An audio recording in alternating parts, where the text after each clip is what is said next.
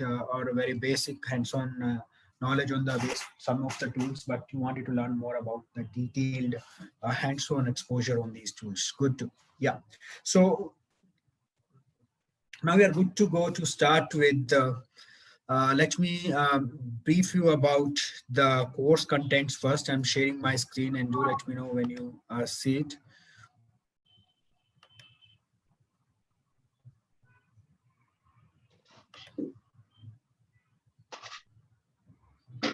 Is it visible?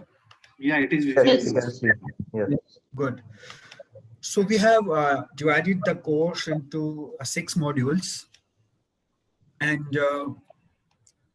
the first module is all theoretical concepts, right? So the introduction to DevOps and why we need DevOps, its background, the history of DevOps, which problems DevOps solves, right? So the very first session will be all theoretical with no hands-on, because there's all conceptual, and that's very important to understand what DevOps is, why we need it, and what its applications, right?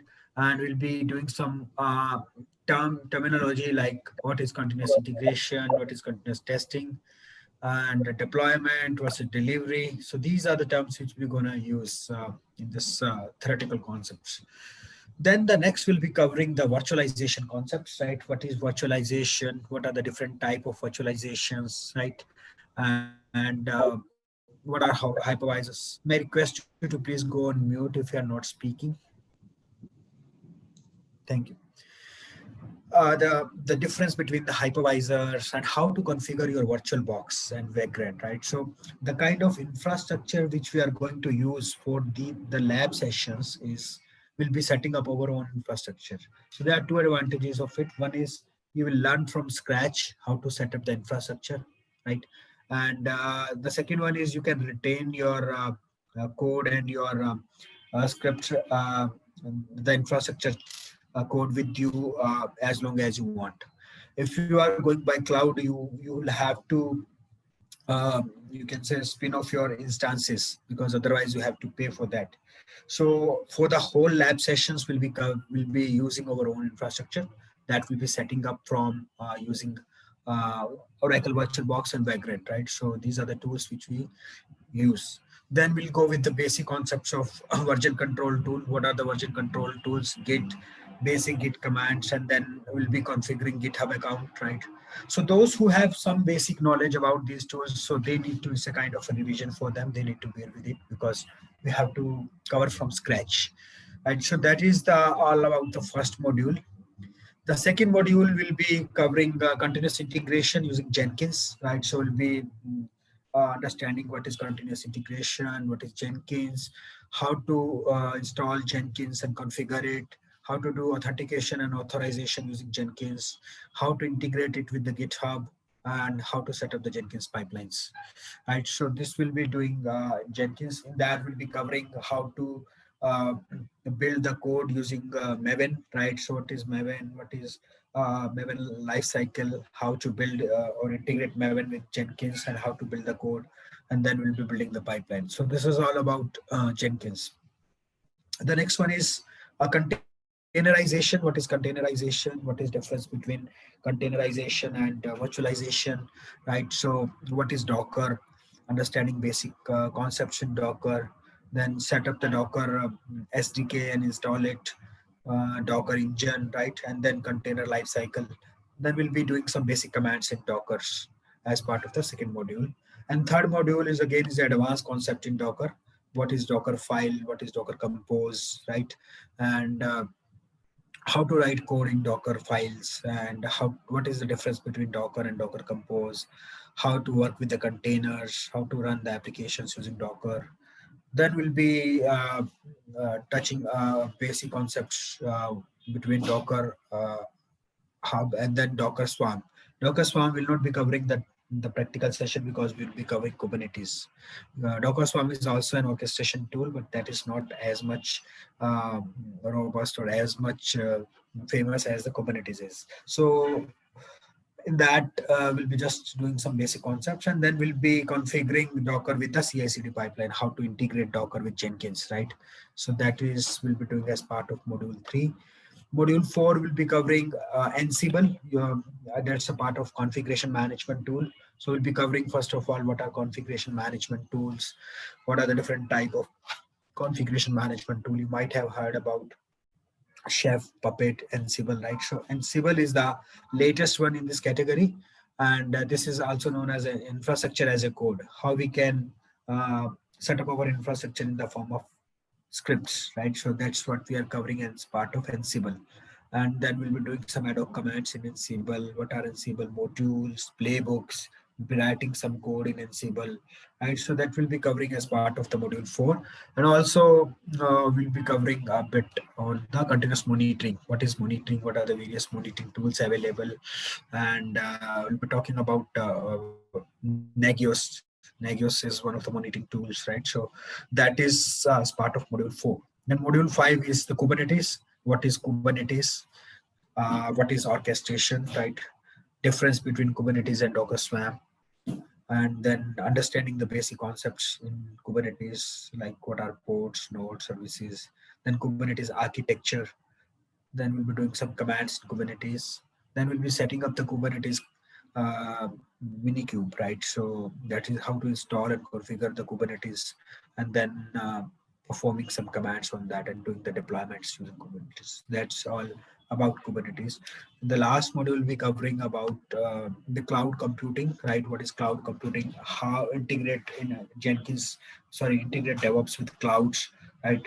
What is the role of the clouds? What are the various type of clouds, right? And what are the various type of deployment models, right? So what is the advantages of using cloud? What are the disadvantages of using cloud?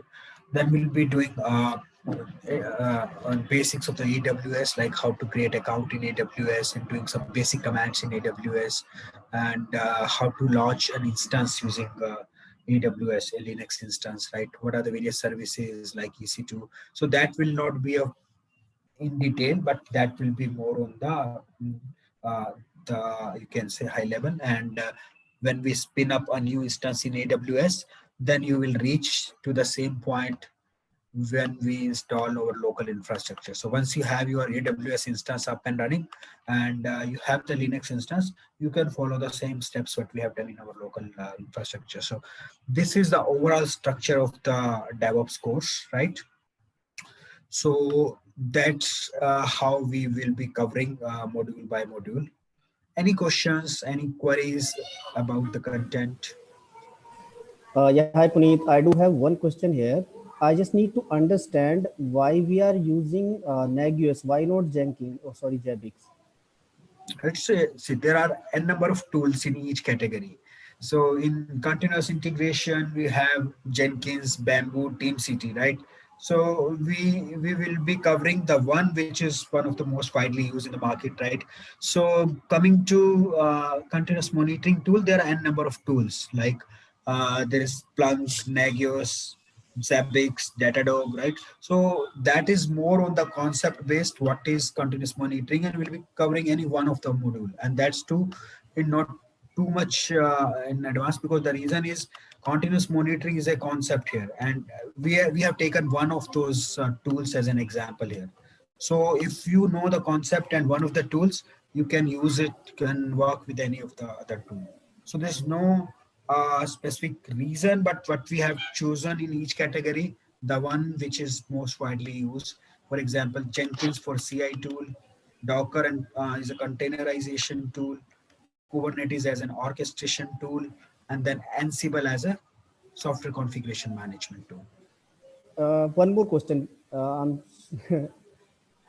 Like, do we also considering some live examples, like what might be the issues we can face during the like after implementation of these tools? Yes, yes, yes. When we will be covering the concepts, I will be correlating it with the real time scenarios in the real projects. How what kind of issues you faced, what kind of problems you are facing, and I will be correlating with the real-time projects while doing our lab sessions.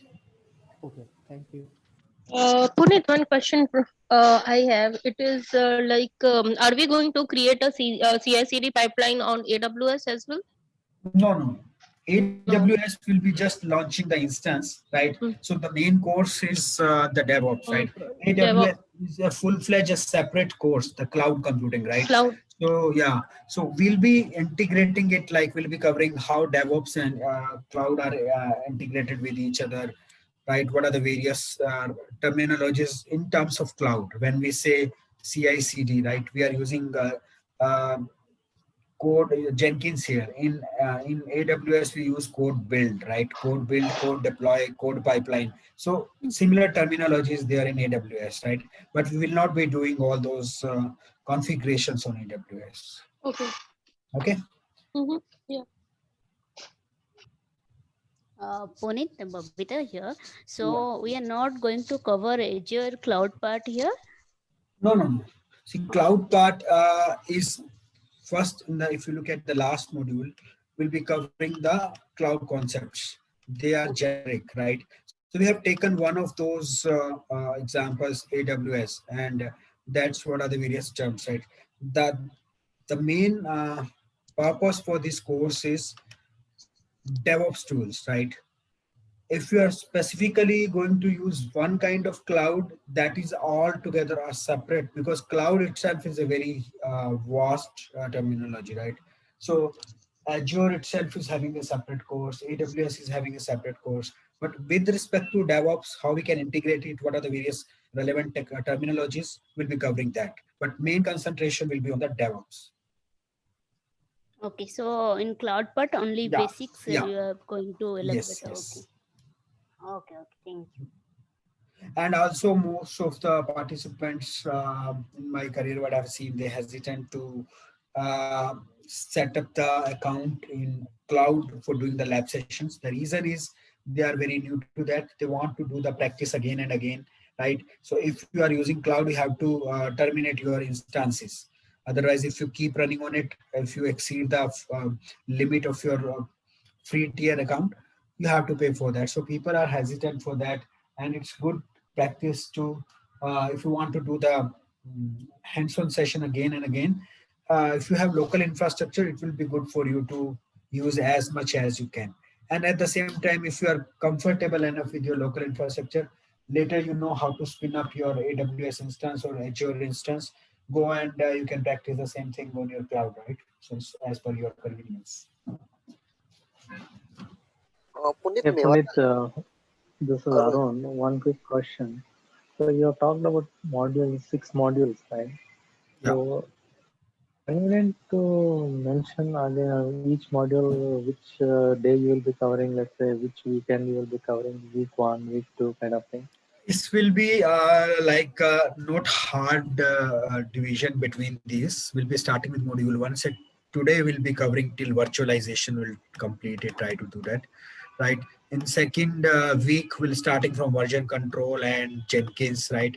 So third week onwards, we'll be starting with Docker. So that way, where we are leaving in the last week, we'll be continuing from the next week. So that in 4 weeks, we'll be covering all the 6 modules.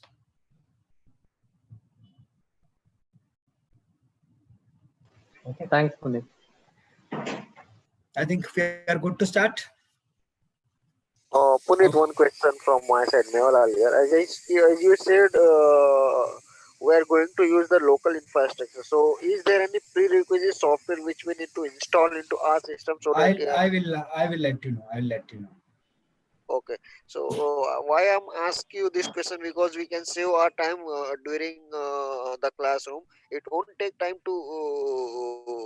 It won't do. We don't want to waste our time during the classroom to do the installation and download the software. If you No, can I share. I will be sharing the steps, right? So I would prefer you after the classroom session, you can go through the recording and install it, right? Those who are handy are they have some prior knowledge. If they want to install along with me, they are good to go and they can do that. But I won't be waiting for everyone to first install and then we'll proceed, just to avoid wasting the time, right? You can go back to the recording and install it and come back in the next week and come with your problems or any issues you faced, right? So that way we'll go. We'll not be waiting for everyone to install all these tools.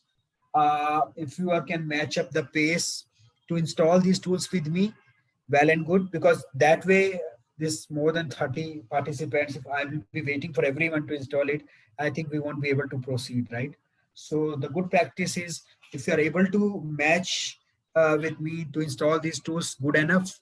If not, just leave it, pay attention to the recording what I'm telling you, understand it, and after the class go back to the recording and install it during the week, and then come back in the next class.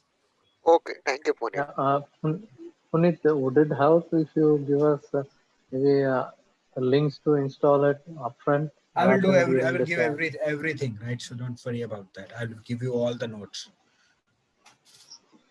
Yeah, the installation if you give us upfront so that we will be prepared for the class. I will do that since this is our first class, right? So I will be doing it for rest of the classes. Okay, okay. Thanks a lot. Okay, let's start then. So as I told you, the very first module will be theoretical one, right? You have any queries at the end of the session, we can have a Q&A session. So let me talk about the breaks. So usually we'll be having a 15 minutes of break in the middle of the session. And before that, after 1 hour, after starting the session, 5 minutes of bio break. For example, we start our session at 9:30. So around 10:30, we have 5 minutes of bio break, right? Then 11:45 to 12, around 15 minutes of break for your tea, coffee, and all this. And then we'll conclude the session, right? So that will be the overall structure. It's not hard and fast rule that will be taking the break exactly at the same time, but it's a logical break. If we'll be in the middle of some topic, once we conclude it, and then we'll be having the break. And the last 15 minutes will be for Q&A. Clear? So let's start with the basic DevOps. So the first topic is introduction to DevOps. Before we start learning, the very first question is why we need to learn DevOps, right? So we are talking about the DevOps, and this is one of the, you can say, the hot term in the market, right? This is one of the term which is very much trendy in the market these days. So why we learn DevOps? Since we are already are working professional in our own technologies, some of you are developers, some of you are testers, right? And some of you are architects and design engineers. So, but still, why we have a need to learn DevOps? So this is one of the buzzwords in the last couple of years, right? Uh, the reason we need to learn DevOps is that is a kind of not only a technology, but it's a kind of culture or a framework, right? So companies are shifting from their traditional framework or traditional culture to DevOps culture, right? So this is a methodology more than this is a kind of a tool implementation, right? It doesn't talk about DevOps uses this tool and these tools. DevOps is more a conceptual based concepts, and then based upon those concepts we started using the tools, right? So if there is a concept of agility, right? So based upon agile we started using agile tools. If there is a concept of continuous integration, we started implementing the CI in terms of using tools, right? So tools are secondary. The primary is the culture and the people, right? So we need to train our people to adapt this framework, to adapt this new way of working, right? So that is the main purpose why we need to understand DevOps, because these days the companies and the teams are not working in silos. So if you look at the teams which are say development team, the testing team, or the operations teams, they are no longer working in silos, and that's the main reason that there is a more collaboration between these teams, more integration. They are working in a more integrated manner, right? So that is the cultural shift rather than, you can say, technological shift. So that's why it's very important to learn the DevOps culture. So the agenda of the first module is will be understanding what is DevOps, right? And then what are the challenges we face in the traditional approach. Then why we need DevOps. then DevOps applications and advantages, and what are the skill sets required to be a successful DevOps engineer. So before I start, I would like to understand from you people, what is your definition of DevOps? Can anybody tell me what you understand by DevOps? Anyone of you? What little bit I Vivek here. So little bit like what I read somewhere, like nowadays the trend is more like working in parallel, like development team, operations team, testing team, rather than like completing the entire development and deploying entire piece of code at once. And so rather than that, it's like kind of doing a small bit of partial coding, partial in the sense like one module and then deploy it to move it to production. So kind of continuous deployment. So that is what idea my idea is of DevOps. Yeah.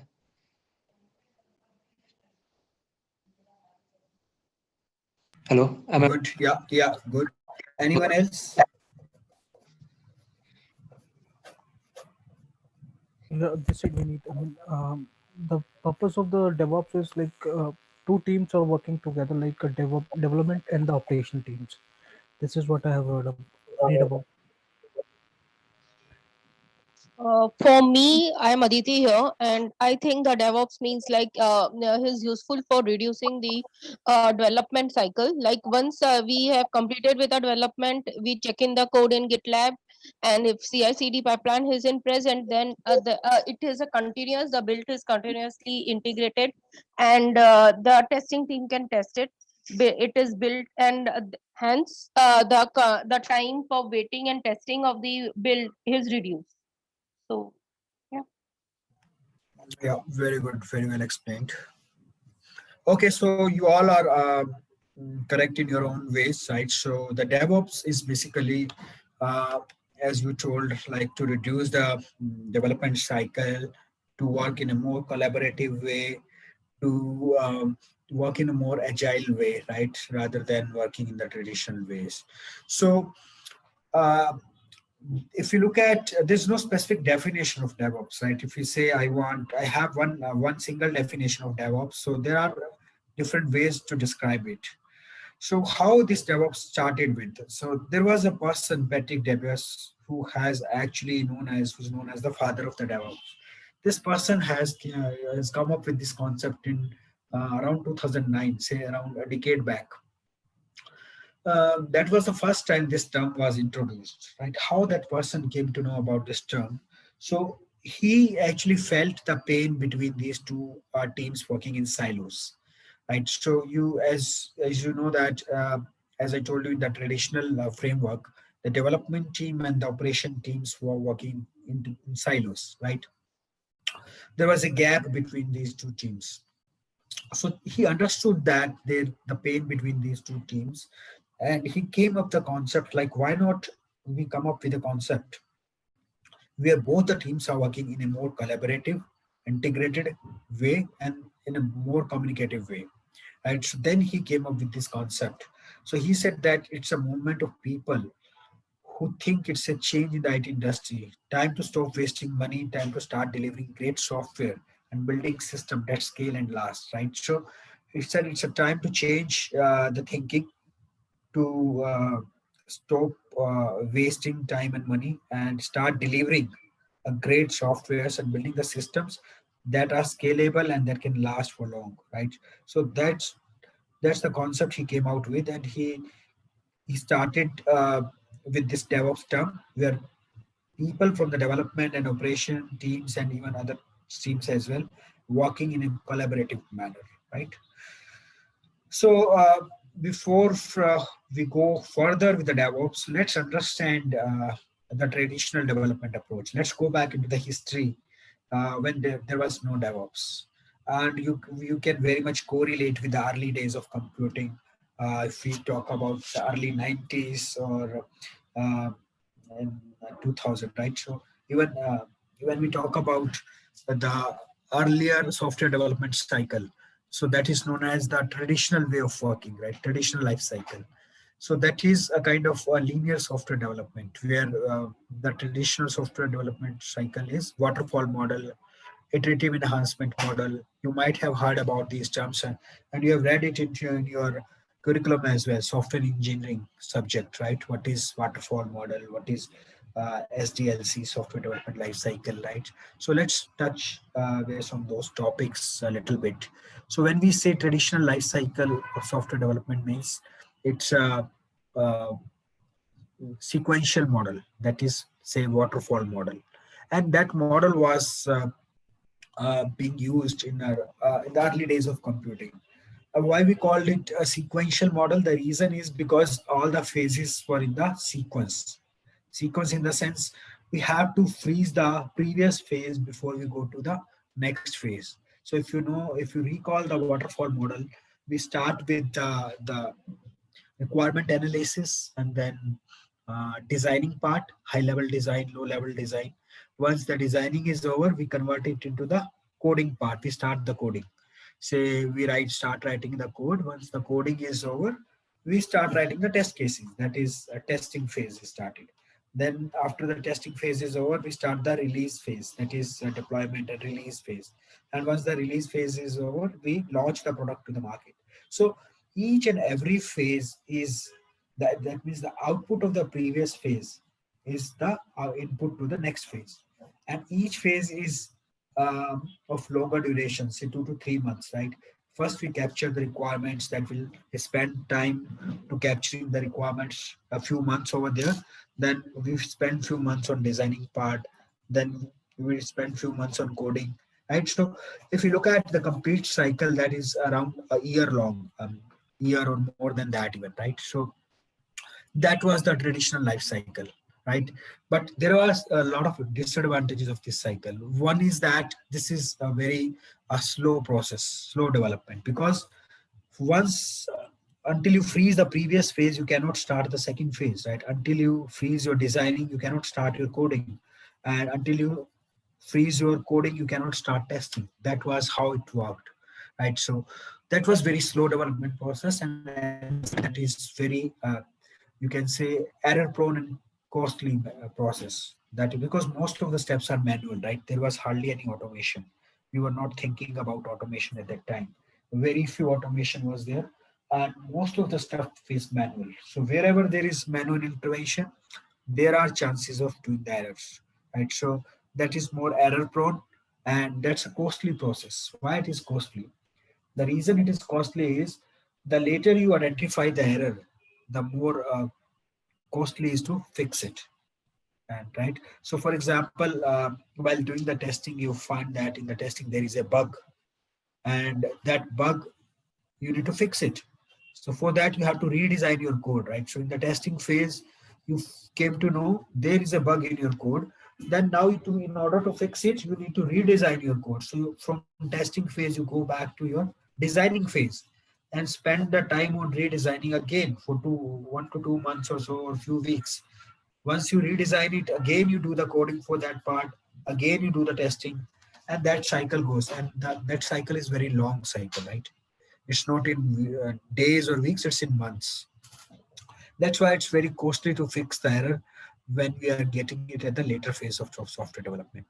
And there's also a risk involved in that, because the product which you started a year back, now you're going to launch it now.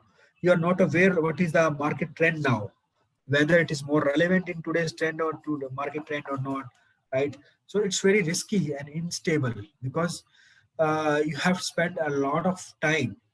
The duration of this life, the development cycle is quite big, right? And all these steps which we have talked about, all these phases, they are the slowness of the development, costly, error prone, manual. So all these are very risky and unstable in nature, right? And if you look at the integration between these parties, the stakeholders, when we say stakeholders, who are the stakeholders of a project or a product, or customers, or line managers, or software engineers, developers, operation managers, manufacturers. So all these people who are contributing to develop a software, they are the stakeholders. And there is hardly any communication between these stakeholders. So they are loosely coupled, right? So interaction between these stakeholders is very less, or That's very after very long duration. They hardly meet or discuss in a month or so. So the interaction between the stakeholder is very uh, less.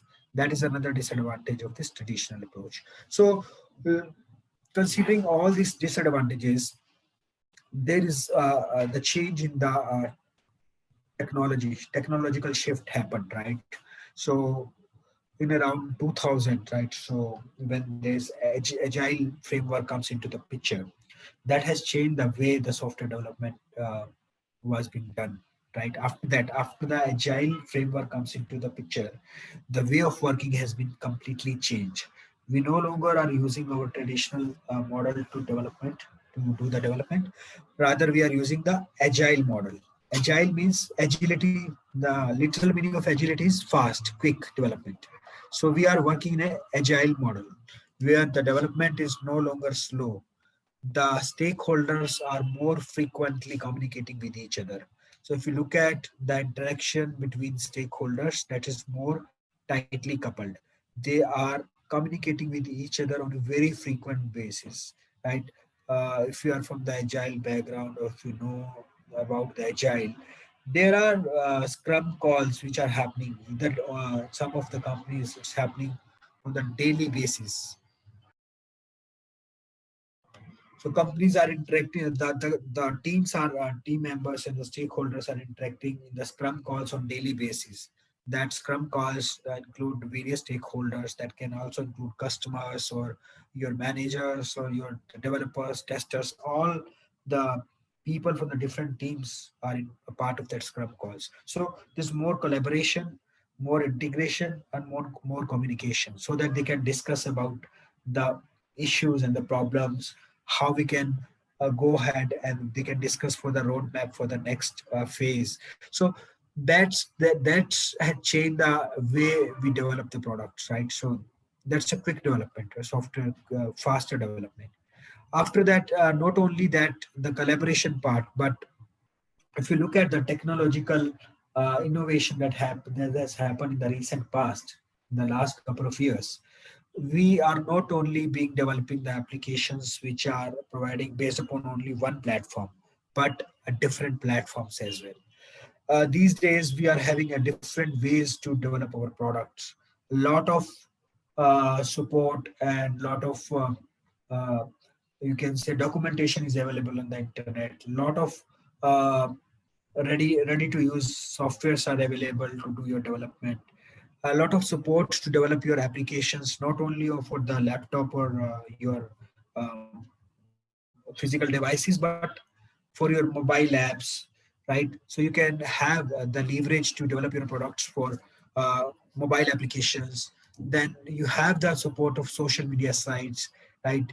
And then you have a support from the cloud. So not only you need not to set your infrastructure from scratch, you have ready-made infrastructure available in the form of cloud that will help to develop your products in a faster way. Then on top of that, you are not dealing with the traditional data on the tabular form. You have the big data concept where you are dealing with the data in any form. It can be a picture, it can be videos, right? So the analytical part of the data is also played a very big role with this big data concept, right? Then you have with these all technological trends has helped you to in the fast development of your software, right? So these are the advantages of agile framework, and uh, DevOps is based upon the concept of agile model, right? So if we say we are going to develop DevOps on the traditional models or the waterfall model, you can't do that, right? Agility is the backbone of DevOps. So agility or agile model plus your delivery and development makes it a DevOps. So agility is the prerequisites. You have to work in the agile framework. Plus, you have to follow certain DevOps principle like continuous integration, continuous delivery, continuous deployment. So agile plus DevOps principles like CI/CD pipeline and all this stuff make it a complete DevOps framework. So this is about, that's why we need DevOps, right? For faster development, to reduce our development cycle, to automate as much as we can, to avoid the manual stuffs so that we can reduce the errors, we can reduce the cost of development, right? So all these concepts together make it a DevOps framework. The next is, now with what was the problem with the development and operation teams working in silos? So before the DevOps comes into the picture, as I told you, development team and the operation teams were working in silos, right? There was a wall of confusion between these two parties, between these two teams. The role of the development team is to make the changes, right? So they want to make a change. The developer says that I want change, because without changing your code, you can't develop your application. On the contrary, the role of the operation team is to maintain the stability of your application. They don't want any major changes in the applications, right? Say they don't want any downtime to their applications, right? Because they are the customer facing people. They are dealing with the customers. They need to satisfy their customers. They don't want any kind of disturbance or any kind of downtime of their applications. They want more stability. So their role is exactly opposite what the developers used to do. So due to this wall of confusion, this concept of DevOps comes into the picture, where developers and operation teams will no longer be working in a silos. They will be working in a collaborative manner. That's why this term consists of two different terms: dev plus ops, DevOps, right? So DevOps breaks down the wall between developer and the operation team. They are able to understand the role and responsibilities of each other, because now they are a part of the same team. They are not working individually. They understand what is the role of a development team and what is the role of the operation team. They work in a more collaborative way, right? So that they can understand the pain of each other and they can work for a uniform solution and for the better solution or the outcome of the product. So that's how the DevOps as a solution comes to resolve this problem. Now, what are the advantages of DevOps? We have talked about the traditional model. We have talked about why we need DevOps, right? We also talked about what are the roles and responsibilities when we are development and operation team working together. But what we're going to achieve it? What are the advantages of DevOps we are having now? So we have broadly categorized this into the three different parts or the major areas. One is the technological front, another is the business level, and third one is the infrastructure level. So when we talk about technological level, technological innovation is one of the key areas of the DevOps advantages, right? So if we talk about technology, we have the concept of virtualization and the cloud computing, right? So this is one of the building block of the DevOps technological level, right? So without virtualization or the cloud computing, we cannot implement DevOps, right? That is the backbone, the technical level. Either we need virtualization concepts or to be implemented, or we need the cloud computing, right? With these, we can able to set up our infrastructure in a better way, in a more shareable way, right? So because virtual machines helps us to set up our infrastructure in a resource sharing model where we are sharing our resources, right? The only difference between virtualization and cloud is we can set up virtualization concept local to our machines, but for cloud we always to be on the internet, right? You cannot set to your local infrastructure. You have to be available in on the cloud platform. So cloud platform, right? The advantage is that you get the ready to use infrastructure, but you have to pay for that, right? So that's the difference between these two, but we'll be covering in details about these concepts later. And second is innovation at the technical front is the automation, right? That is a uh, key area for the DevOps, right? Automation is important ingredient when we're talking about DevOps implementation. Without automation, you cannot implement DevOps because everywhere there is automation involved. If you need to do everything manually, then what is the use of these tools working for you, right? So you have to automate as much as possible, reduce the manual steps, right? So that is another key area at the technical level. Second is the other advantage of the DevOps and the business agility. The time to market is accelerated, right? As we have discussed earlier, the development cycle is reduced. Earlier, it was taking years to develop a product. Now, you can develop your product in months or even weeks, right? A lot of support from the different uh, technologies is available. So there are a lot of enablers available at the technical level, which helps you to uh, provide the agility to your business. So nowadays, you can't think that you are developing your product in years, right? By the time you launch it, somebody else has already launched it and uh, have uh, captured the market, right? So this is the time to develop the product faster, right? So that is another advantage of DevOps, that agility, business agility is improved. Experimentation, right? So you have a lot of frameworks available, a lot of prototypes available where you can do more experimentation. So the big shot companies like Google, Facebook, and Apple, they do a lot of experiments, right? The more you do experiments, the more you uh, be successful, because when you do the experiment more frequently, the faster you fail. You will fail frequently, you will recover from failure frequently, and then you will get success. So experimentation is key. So more you do the experiments, the more you learn from them, your failures, and get rid of your failures and be a successful market player. Then rapid prototyping means lot of prototypes available in the market. You need not to write your code from scratch, just like C, C++, line by line you are writing the code. These days it's not required, right? A lot of tools are available who can give you a ready-made framework. You need to put in the values, or you need to a lot of frameworks helps you to uh, make your coding even faster, right? So you can use those prototypes, change it as per your requirement, and develop your applications. So you need not to write the understand or learn the languages from scratch. That is also another advantage of business agility. Third one is infrastructure choice.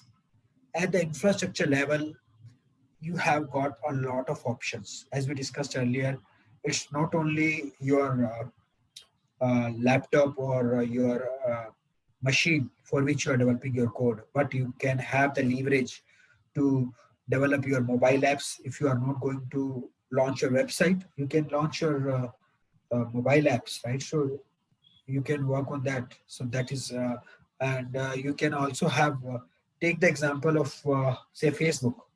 So Facebook is being launched, can be, it supports various platforms. It not only supports your Windows operating system, but it can be launched on your Linux machine. It can be launched on your Mac. It can be launched on your mobile app, right? So it has given you the flexibility to choose your own infrastructure. Facebook doesn't say that if you are using mobile app, we don't have the services to be provided for mobile. You have to launch it through web app. Or if they say if you don't have Windows uh, operating system, we don't provide services for Mac or Linux. They doesn't say like that. They have given you the infrastructure choice. Whatever the infrastructure you want to choose, they are ready with their product, right? So that is also a major advantage of giving you the leverage to choose your infrastructure. And commoditization of infrastructure, right? So infrastructure is a kind of becomes a commodity these days, right? So you can get your infrastructure, you can specify the configuration and you can configure your infrastructure accordingly, right? So that's infrastructure is now a kind of commodity. It's not that you have to define from scratch what is the requirement, or even you go to the cloud. If you just specify, I need one CPU, I need 100 GB of hard disk, I need 50 GB of RAM or something like that. If you specify that configuration, they can spin up the machine in that configuration. So they have already commoditize the infrastructure choices, right? They have given you the choices, which infrastructure or which configuration you need it. So that is already available. You have not to build it from scratch. Then language and stack neutral. So these days you are having a n number of languages and stacks available to develop your applications. Like, so you are not only using C, C++, or Java, but you have leverage to use any kind of framework, any kind of language. Like, so when we talk about stack is a combination of different verticals. Say lamp stack is there, LAMP, lamp. L stands for Linux, A stands for Apache, M stands for MongoDB, P stands for PHP. So lamp stack is there, and there are other stacks are there. So DevOps says that they are not dependent on specific language. They can give you the choice which language you want to develop the product. For example, Python is one of such language these days, which is very popular, right? Python can be used to develop your web application, or it can be used to work with your analytics part, like data analytics, ML, machine language, or deep learning, machine learning. So it can support, it can perform a number of operations, right? So languages are not restrictions these days, or stacks are also not restrictions. You can choose any language and any stack. So that is, you are free for using any kind of uh, underneath language and the stack. So that is also a lot of choices has been given at the infrastructure level. Then you can have the flexibility to work as per your requirement. If you say that I wanted to develop the application for a particular customer with these requirements, then you have the flexibility to change as per your requirement, right? So it's not a rigidness. The rigidness is not there. So these are the three major categories when you say technological innovation, business agility, and infrastructure choices.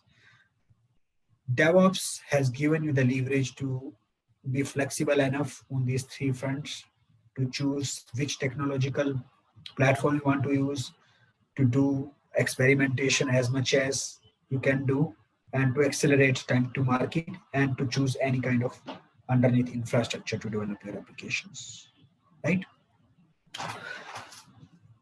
Then there is application lifecycle. Application lifecycle says that when you develop your application, starting from the requirement till the end to the delivery to the customer, the whole cycle is known as application lifecycle. And DevOps is also plays a major role in the development of the application.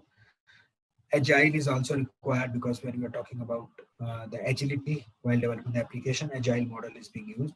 And at the core, there is ITIL, right? That is information technology infrastructure library. This is a service strategy or the service level agreement. So how you provide the services to the customers.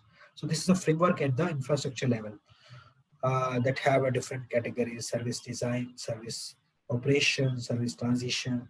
So when you work in an application development, you have been following some kind of framework. So ITIL one of the major framework for that. You use different tools to develop your applications, like how you deliver your product to the customers. The service level agreements are there, how you perform the delivery, what are the service level agreements with the customer, SLAs. So all these being a part of ITIL. So combining together ITIL, DevOps, Agile will make the complete application lifecycle. Then based upon the feedback from the customers, you keep on improving on that. That is continuous improvement, right? So this is all about the application lifecycle. Then DevOps is a journey, it's not a destination. So when we say I know the DevOps, I have now I'm a complete DevOps engineer. You can't say that because it's not a destination. You can't say I am a full-fledged DevOps engineer now. I don't need to learn new things. I know everything. That's not the case. It's a journey. It's keep on evolving. New tools, new technologies coming into the market every day. You need to keep learning, keep evolving, and keep moving, right? So when it started, the DevOps concepts, there were very few concepts. Nowadays, they've been keep on adding some new terms, right? So these days, there's a very latest term introduced in DevOps, that is SRE. I'm not sure how many of you heard about it. We'll be just touching base on that little later. That is Site Reliability Engineer, SRE. You can Google and search it about it. So that is the next level of DevOps, right? So Site Reliability Engineers. So DevOps, this is the extension of the DevOps role. You can say that. This is been invented by Google. So Google has come up with this concept. The difference between DevOps and the SRE roles is that SRE provide end-to-end solution, right? They are not working for a one particular role, but they provide end-to-end solution. So if you are SRE specialist, site reliability engineer, as the name suggests, reliability engineer, who is reliable enough to provide the services to the end customer. Doesn't matter whether that fall under the development team or that fall under the testing team or that fall under the release or operation team, but this is the role, this is the responsibility of the SRE to provide end-to-end service to the customer.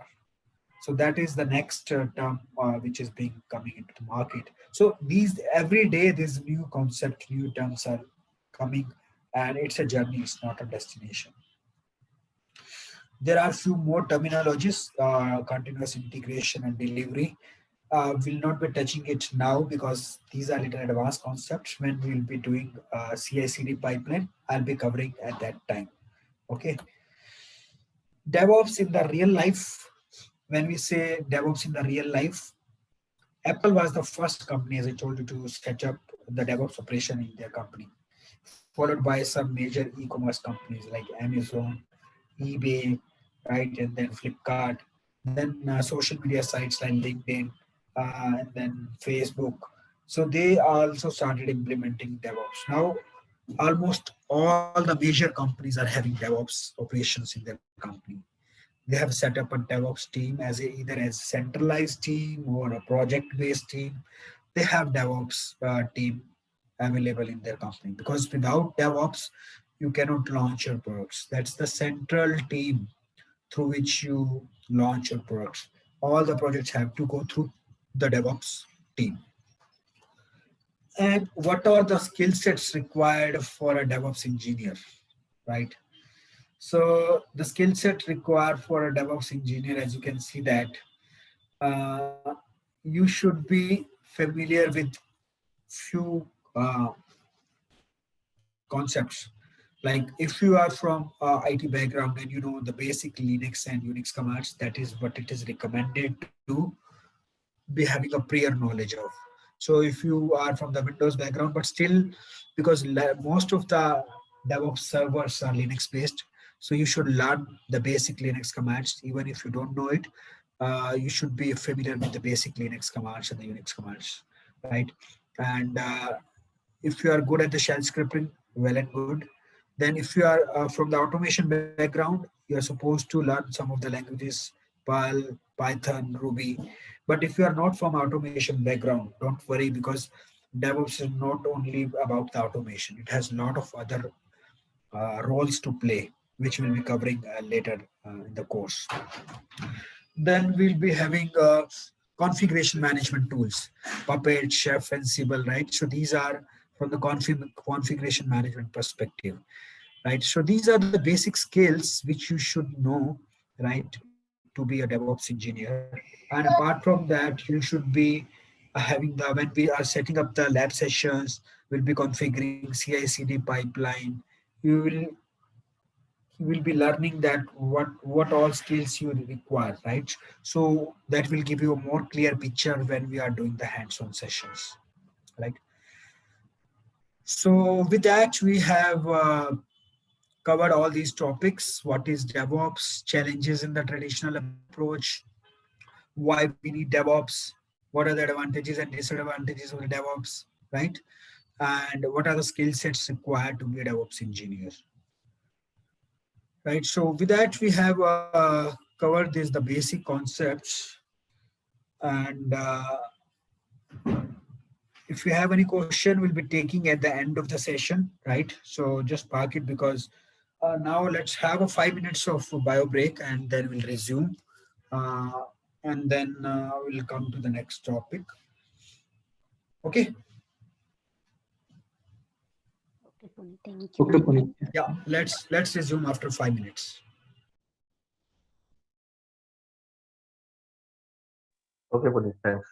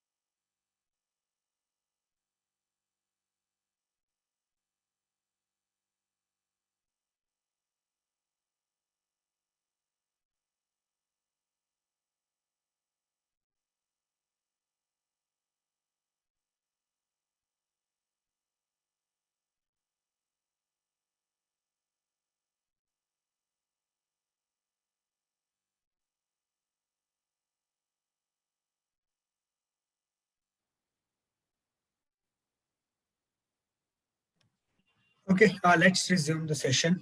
Please confirm if you can see my screen and if Yes. you can hear me. Okay. Yes, I can see your Yes, screen. we can see. Okay. So today, as part of the second session, I mean the second part of this module, will be covering the virtualization concepts, right? What is virtualization and this, all this stuff. Once we cover this, the basic about virtualization, we will start setting up the machines, right? So let's go through these concepts first. After the concepts, we will be, during the break, I will give you the instructions to get the tools installed, right?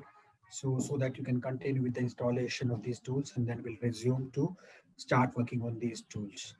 Um, so I assume that if we can set up the tools today, we can continue with the other commands like setting up over Git and Git commands for tomorrow, right? So by tomorrow we should be able to complete Git and all its relevant commands and all this. So today we want to set up these machines, right?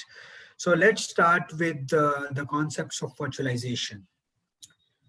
How many of you have used any virtualization tool earlier? Anyone?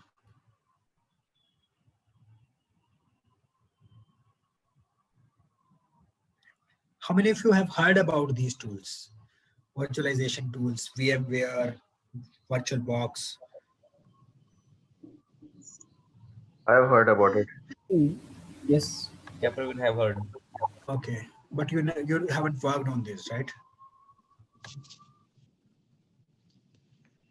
Just we are using it to like remote VMware client, so that's what I've heard. Not Right, work on right. that. To connect remotely using HVD and all. Okay, good. So we'll be first covering the theoretical concepts about these tools, and then we'll be setting up these tools, right? And that will be our infrastructure. So the agenda of this module is, or this part of the module is, what is virtualization? Why we need a virtualization? And what are the various types of virtualizations? And what are hypervisors? And what is Oracle VirtualBox and Vagrant, right? So let's start. So virtualization means to provide the virtual environment and to share the resources so that we can efficiently utilize our underneath hardware and other resources. So for example, you have one machine, say Windows machine or Windows laptop, and tomorrow you have a requirement that you want to work on a Linux platform as well along with your Windows machine, right? So you have the requirement that there is a project that requires Linux machine or Linux operating system. So what is the solution for that? So if we don't consider the virtualization concept, one solution is that you have to purchase either a new laptop or new machine, because the earlier one, which is having Windows installed on it, you need that as one. And there's another project which is based upon the Linux platform. You need to work on Linux as well. So you have to purchase a new machine for that. That is the solution, but that's not the optimum solution for this, right? Uh, Also, there was a concept of disk formatting and partitioning, right? We used to do that sometimes in the past, where we partition of our hard disk in two parts, where one part Windows is installed and another part Linux is installed. But again, the disadvantage is that you have to boot it either through Windows or through Linux. You cannot use those two uh, machines or two operating systems simultaneously, parallelly, right? So that is again a kind of a problem for you, right? Then what is the optimum solution for that? So that you can make use of your Windows machine as well as your Linux machine. So for that, we have the concept of virtualization. As the name suggests, virtual environment. Virtual means it doesn't exist in reality, but it's a kind of virtual environment.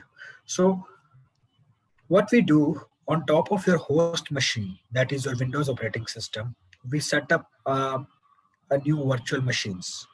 through the or by using the virtual machine managers or the tools which provide the concept of virtualization. For example, Oracle VirtualBox or VMware, right? Hyper-V. So these are few tools which provide you the virtualization facility to set up the virtual machines on top of your hard host machines, right? So the advantage of virtualization is that it will give you the uh, leverage of resource sharing. You can share your resources, the underneath resources. For example, your hard disk, your RAM or memory, or your network devices, your keyboard or other devices, right? All these devices or resources which are being installed on your host machine or the Windows machines can be utilized by your virtual machines as well.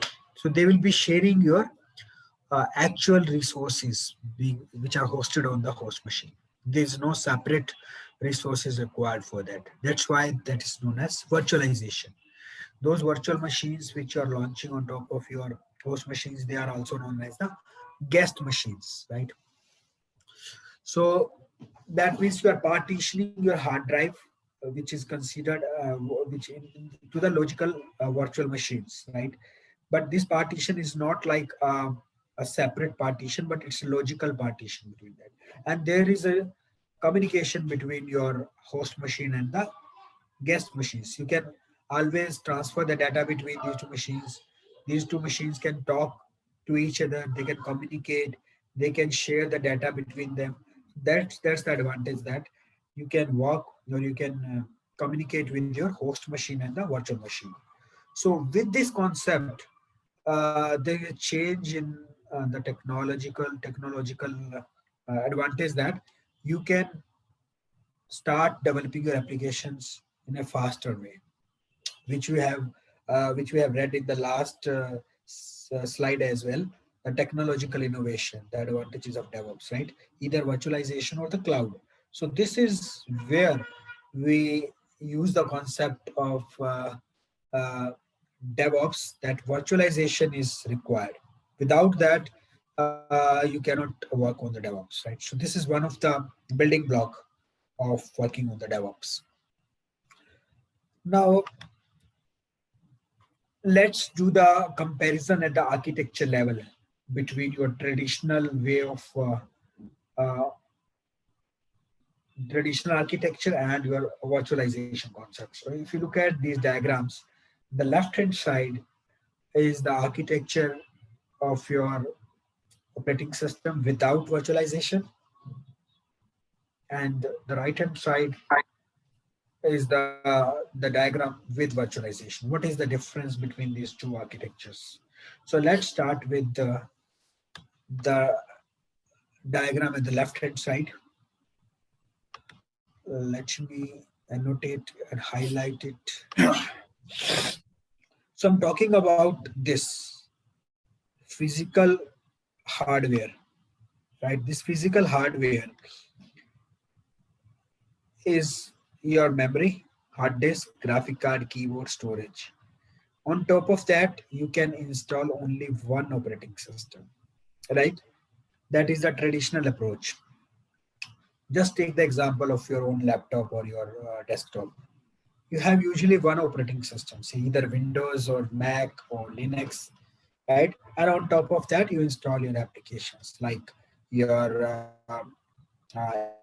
MS Word or Office or some other applications, right? So that is the traditional architecture of any kind of machine. Let's look at the right hand side diagram.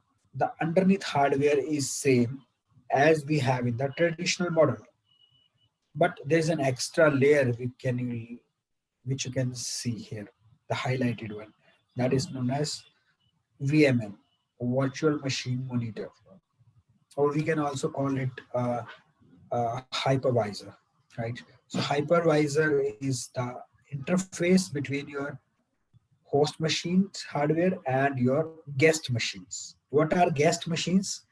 These are your virtual machines. So we can alternatively either call them virtual machines or the guest machines.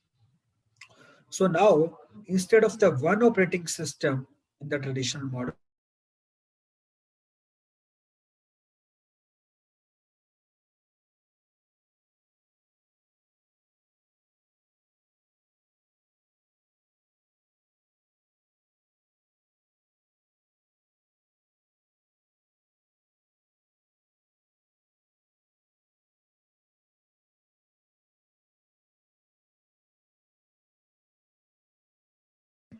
we have VMs, or we can say virtual machine managers. We have uh, from open source support to enterprise solutions, and that too at a very extensive level. So one of the leading players in providing the solutions is the VMware. Also, Microsoft is providing a solution. The tool they are using is Hyper-V. So some of the leading players are there, which provide you the solution of the virtualization, right? So if you've been asked this question in the market, like when you go for a job interview or something, what do you mean by virtualization? And what are the market leaders? What is virtual machine manager or hypervisor? So these kind of questions can be asked, right? So that they are very important to understand, or to you should know that all these concepts, right? So these are the guest machines. Now you can have this guest machine either a Linux machine or a Windows machine, but you already have one Windows machine, the host machine. Now this guest machine you can have n number of Linux machines. I can have 3 or 4 or 5 depending upon the configuration of my host machine. How robust is my host machine is, what is the current configuration of my host machine. Based upon that, I can configure multiple guest machines, right? So on top of those guest machine, I can install applications, right? So now you can see that I have the leverage to install multiple guest machines on top of the Windows machines. So that is the architectural difference between these two. Now we can set up multiple guest machines, and that too of the different platform or the different operating system, right? So that has completely changed the concept how we develop our products. And with this innovation, that has given the edge to work in the direction of this DevOps, and then we have extended this feature to the cloud concept. So at the back end in the cloud, the concept is similar kind of thing, virtualization, but that is at the internet level, the cloud level, right? So that's the next step. But the backbone of this is virtualization. So this is the architecture. Actually, we have talked about the virtualization. So the lowest layer is your hardware machines, the resources, CPU, memory, NIC card, disk, and then we have VMware virtualization layer, that is your hypervisor, and then we have two guest operating systems here, and then applications. So this is the overall picture of your, uh, you can say your architecture in the virtualization. Now, what are the benefits of using virtualization? So one is the cost effectiveness. That is one of the biggest advantage. You could have correlated when I talked about having two machines. If you need to work on Linux and Windows, you have to purchase a new machine if you are not using virtualization concepts. So it's cost effective, right? You are sharing your resources, and instead of having two different hardwares, you are using one hardware but multiple OS operating systems. Ease of migration, you can easily migrate your code from one machine to another machine. Dynamic resource allocation, you can allocate the resources, how much resources you want, right? Isolated environments for development, testing, prod. So you can have different guest machines but based upon your different environments. You need development machine, production, testing. So accordingly you can spin up different VMs. Easy to scale, you can always go scale up or scale down the configuration of your VMs.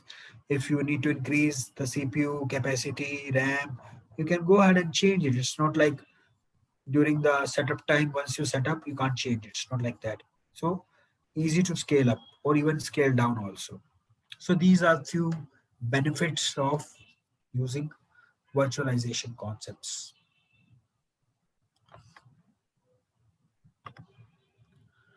Now, what are the types of virtualization? So there are different type of virtualization. Right. So as you can see in the diagram, uh, at the it's broadly categorized into the three parts: hardware virtualization, software, and OS partitioning. Right. So we will be more talking about the middle one, that is software virtualization, because hardware virtualization is hardly used. That is based upon your uh, chip level, hardware level, right? So that is mainly used for the Unix based machines, but nowadays it's hardly being used. OS partitioning is again a kind of OS level, that is Solaris based system. So that's also not very frequently being used. The most popular one is the software virtualization, right? Where we are talking about hypervisors. Further software virtualizations is categorized into three parts: binary translation, para-virtualization, and hardware-assisted. Binaries is dealing with your kind of system calls in the terms of machine language, or you can say low-level languages, right? You can say uh, in terms of mnemonics or assembly language. So we don't use these kind of uh, virtualization concept. And the right hand side is that is hardware assisted. That's again which is a kind of system calls and which are related to the hardware, right? That is chip based, Intel or AMD chip based. So they are also very less frequently used. The most frequently is the para virtualization, right? That is guest operating system, which we just discussed earlier. Oracle virtual machines or VMware, right? So they provide you the feature of para virtualization. That is, they help you to launch your guest operating system on top of your host machines by the use of hypervisors. So that is the kind of virtualization which we're gonna use. So now there are, as I told you, different market players available in the market who provide you these kind of features. So broadly, these para-virtualization is again of two types: bare metal and hosted. When we say bare metal, that means we don't have any kind of OS in between, just a hardware, and you have to uh, install everything from your scratch. But in case of hosted one, you have one host machine available. That is just we talked about our host Windows machine, right? So we will be talking about more on the hosted virtualization, not on the bare metal, right? So the market leaders in this are Oracle VirtualBox. Then you have Microsoft that is providing the feature in the form of Hyper-V, then VMware, right? So these are hardware operating system or hypervisor based, you can say hosted solution of your virtualization concept. So we are talking about these kind of hypervisors. Now the question is, what is a hypervisor? This is also one of the questions that can be asked in the interviews. What are hypervisors? What do you mean by hypervisors?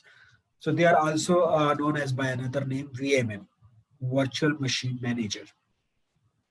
The role of these hypervisors to act as an interface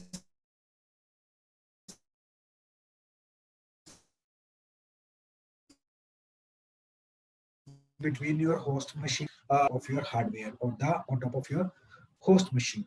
So when we'll be doing the lab session using Oracle VirtualBox, you will get more clear picture how these hypervisors works, right? So we'll be using Oracle VirtualBox as a hypervisor for us in the lab sessions.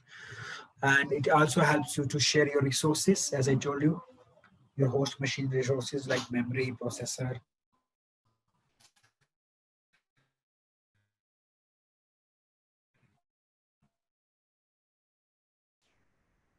right? So the major ones, VMware, Microsoft Hyper-V. Then there are KVM and Xen also, apart from your Oracle VirtualBox, right? So we will be dealing with the Oracle VirtualBox. This is what we are talking about. So Oracle VirtualBox is a virtualization software package, which is either x86 based or Intel 64 based computers that provide you 32-bit because all the operating systems are 64-bit based. So we'll be using these 64-bit based computing solutions. It's extremely feature-rich, high-performance product for not only the open source but enterprise level customers, right? So that provide you this rich of features. It provide you extensive features while working on these virtualization concepts, right?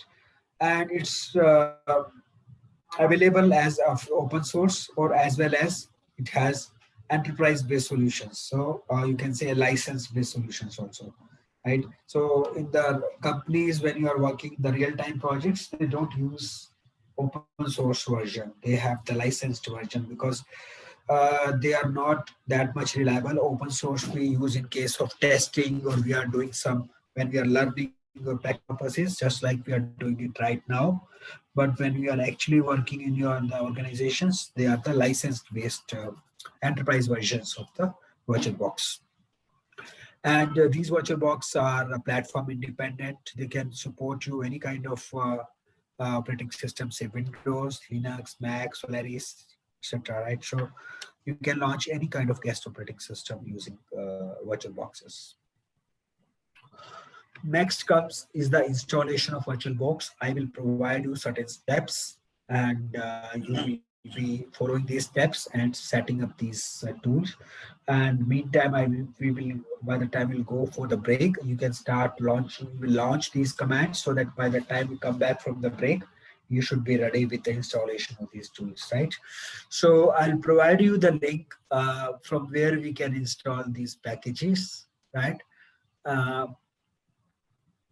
this is all about these virtualization concepts. So now is the time to go to the lab sessions.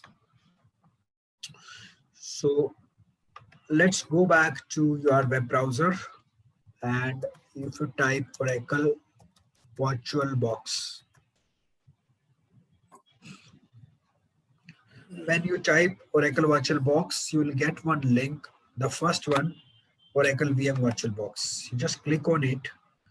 I just want you to get confirmation which host machines you guys are using. Are you using Windows machines or uh, Mac machines or Linux machines? Windows. Windows. Mine is Windows, yeah.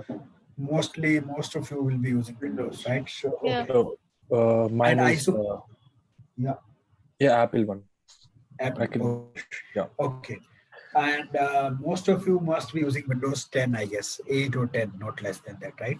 Windows 10 or Yes. Yes. okay. So I'll let you know the prerequisites to install these VMs. What is the configuration you require? The recommended RAM is minimum RAM is 8 GB. I suppose you must be having 8 GB of RAM on your machines, right? So if it is 16 GB, it's well and good. It's better. But 8 GB, 4 GBs will be very slow one, right? So I assume none of you are using 4 GB of RAM, right? So I 8 have 4 GB, GB. Yeah. okay. Okay, it will work for you, but it will be a bit slow, right? It doesn't like you can't work it. It will work, right? So, but it will be a bit slow for you, right? So, and hard disk is not a problem. I think that will work. So, 8 GB is a kind of the recommended one, minimum one. And some of you, if you are having 16 GB, it's well and good. I myself is also having 8 GB. Okay. So, So, Puneet, one question. Sorry to interrupt, this Divya here. yeah. So, are we going to do all the practicals locally, or will we? Do we have the option to do it on AWS or any other cloud-hosted solution? It's how many of you are interested, because we will be doing everything on local, right? AWS will not be doing any lab session because the reason is most of you are don't whatever I have done in my previous training sessions.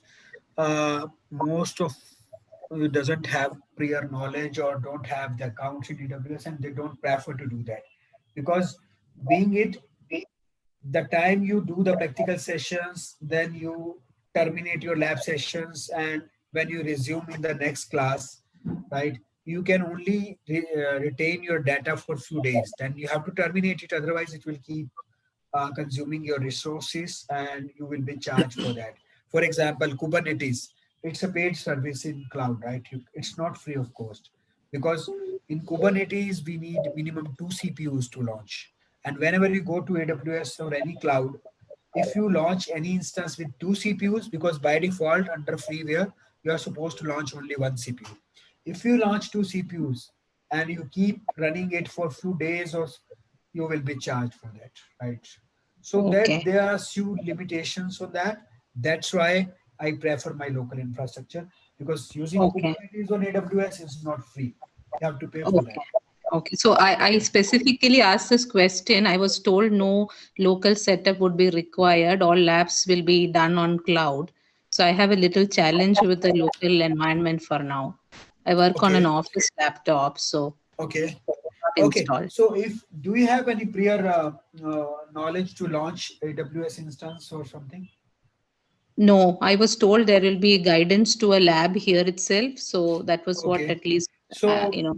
yeah, so for those who are wanting to work on AWS, I can just give you the instructions so that you can launch your labs on AWS. You will follow those instructions during after the today's class or after tomorrow's class.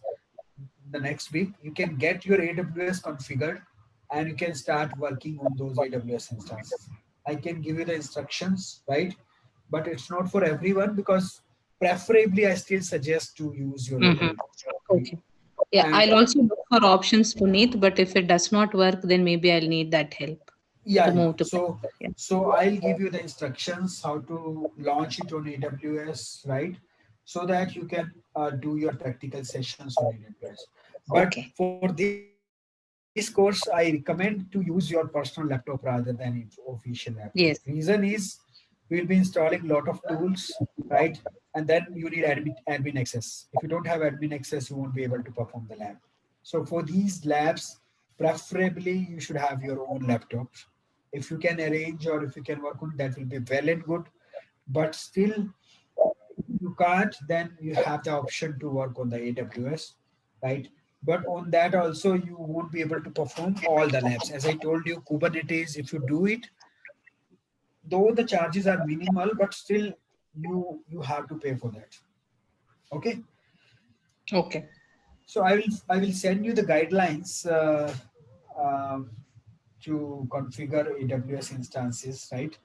And maybe at the end of the session for 5 minutes or 10 minutes, I'll show you how to create account in AWS and how to launch the lab over there, right? I think it's okay for everyone else to go with the local environment, right? Yes, Puneet. Yeah, Yes, good. yes. Yes. So I was talking about the virtualization website. So when you go to the web page, could you please go on mute if you are not speaking? Thank you. Right, so there is a button in the left hand side, downloads, in the home page. Okay, this downloads button. If we click on this downloads, we have been redirected to the download page. It has given us the option to install the VirtualBox packages for various platforms. It has given the option, what is your host machine operating system? Is it Windows operating system? Is it OS X? Is for the Mac? If you are working on a Linux machine or you are working on a Solaris machine. So it has given the option to install VirtualBox for all your host machine operating systems. So as most of us are working on Windows host machine, you just need to click on the first link. Those who are working on the Mac machine, they need to click on the second link, OS X. Okay. So as soon as you click on this link, it will start downloading this installer or the package for you. I'm just stopping it because I already have this install. Once you install it. You can go it and double click on it. It will launch and it will start installing for you. Okay, so that you can follow the steps. It will take 2 to 3 minutes or 5 minutes based upon your configuration or your network speed, right? This is the one tool we require, Oracle VirtualBox. Second tool we require is Vagrant. That's also important. Puneet, should we do it now or we'll do that later? You can trigger it and you can install it, let it install it at the background. After 5 minutes or so, we'll go for the break. And by the time we'll resume, you should be able to complete the installation. Okay, so I suggest you can start it and let it continue. It's not a big package, it's a small one. But Vagrant is little heavy. It will take 5 to 10 minutes, right? So I suggest you can start it now. Okay. So what I did, I went to the browser and I just typed Oracle VirtualBox, and there is a first link, virtualbox.org, and there's a download options based on your operating system. Click on it and it will download the installer and you click on it to install it. Okay. Second is, or if you want, I can also directly put it in the chat window. Put the link here.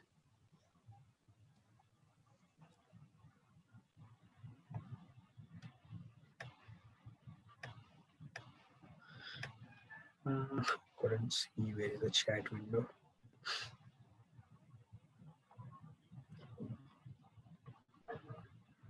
It's not visible. Here you go.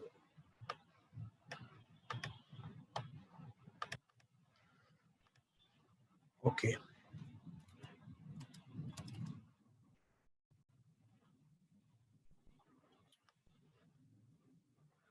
So this is the first link. Second is, I told you, Vagrant. When you click on this Vagrant, there is a first link open, Vagrant by HashiCorp. What is Vagrant? We'll be doing it in detail later. Just first get it installed. There is an option download here. I just ping in the chat window.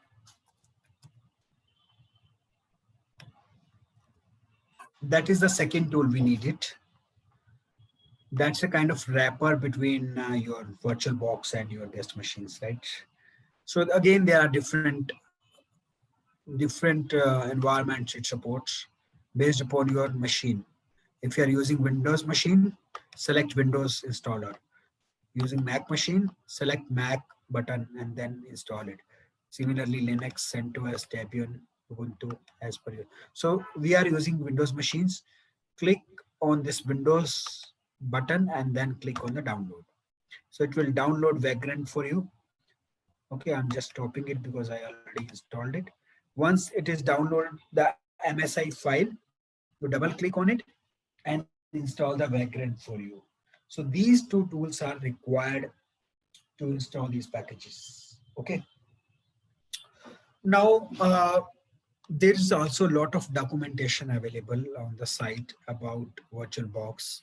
So when we say about, it will tell us what is the VirtualBox, right? Then there is a detailed documentation available here, and end user documentation. What you're actually looking for in this. So if you wanted to say end user docs, or you wanted to go for user manual, right? It will give bring you to the user manual. It will tell you what are the various options are used, or technical docs. If you click on this, it will give you the details about this tool, right? So it's up to you. If you want to go inside the detail of this, you can go ahead, but whatever is enough is required for you to work on this, I'll give the details in this session so that you are comfortable enough to use it and you have enough knowledge about this tool. Okay.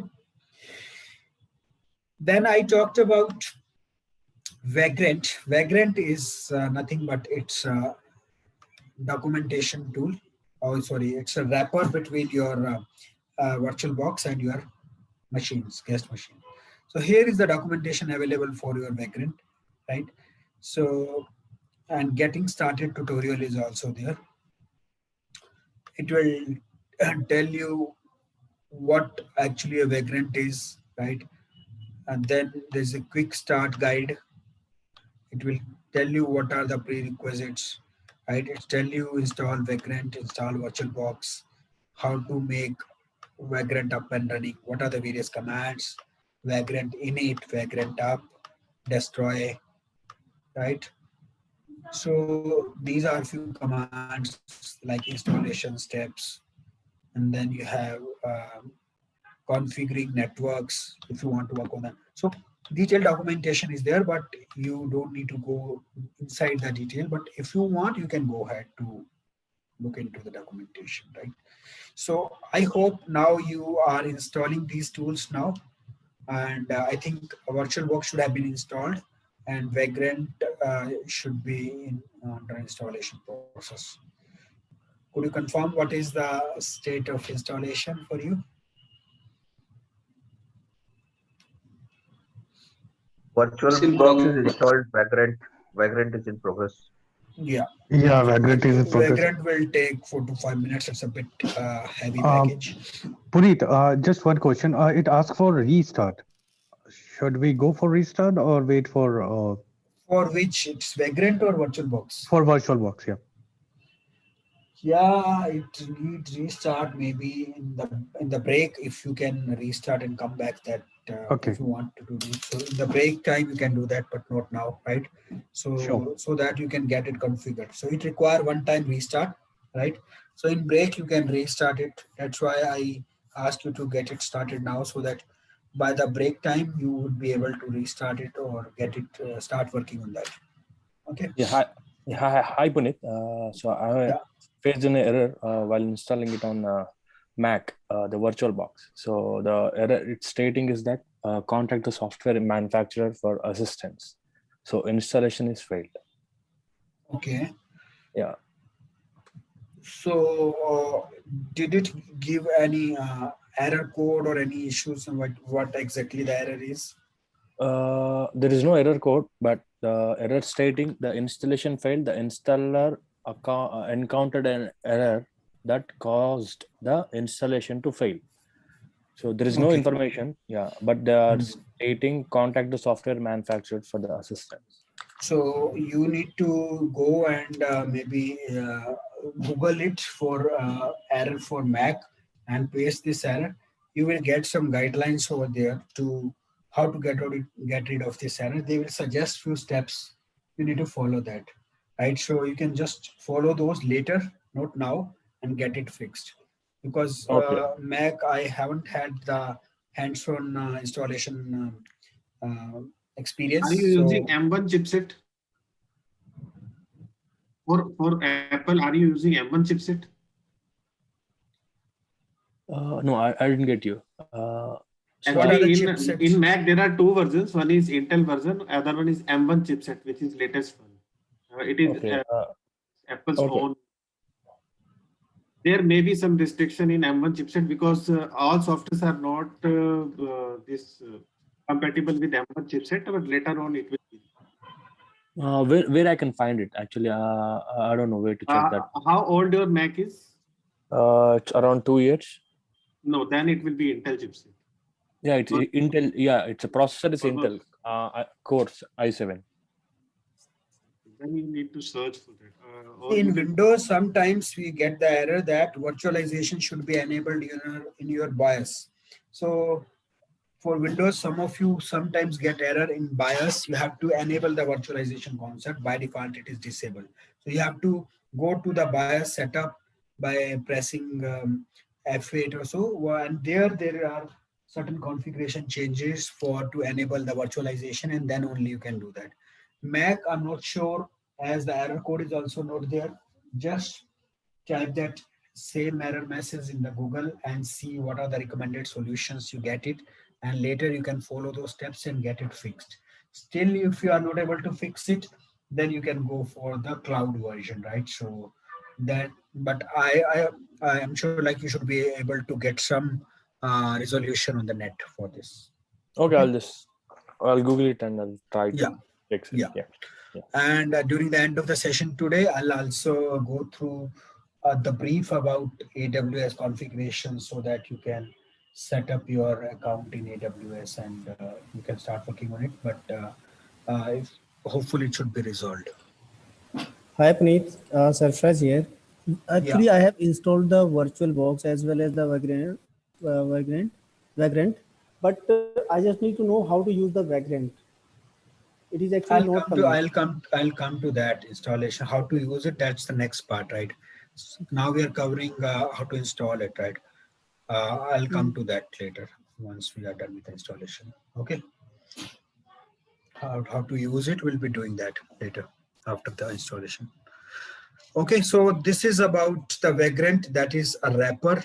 Once we do the lab session, you will get more clear picture about these tools, why we use Vagrant, what is Vagrant. Now you will be having multiple questions, right? I don't know what is this Vagrant, but once we do the lab sessions, you will get a fair picture and all your doubts will be clear.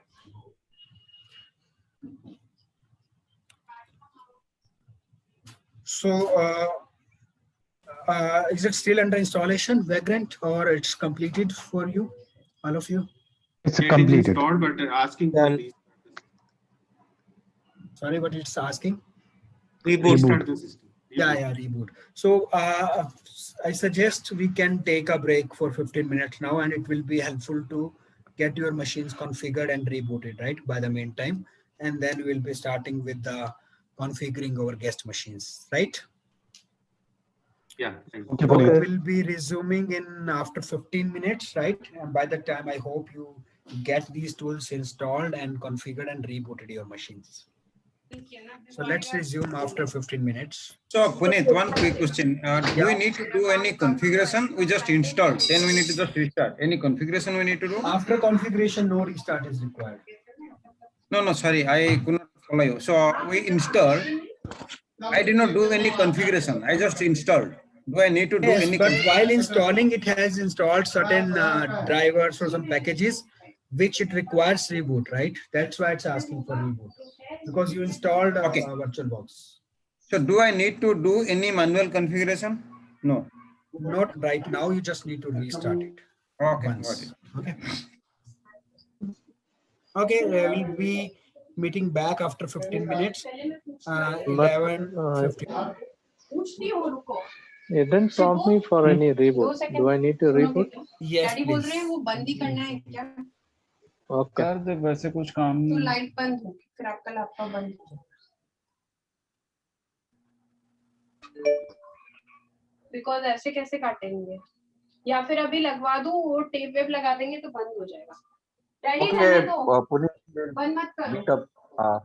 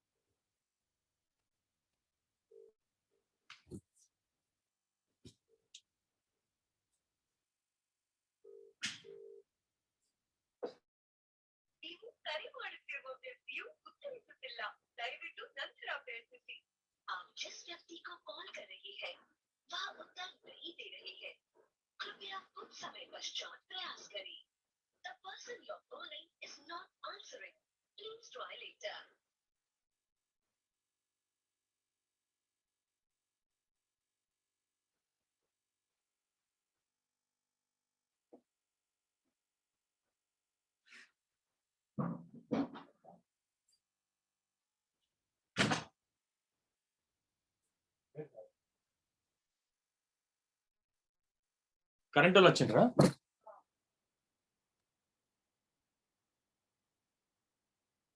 ఇటు రాలే అడ్లోడు.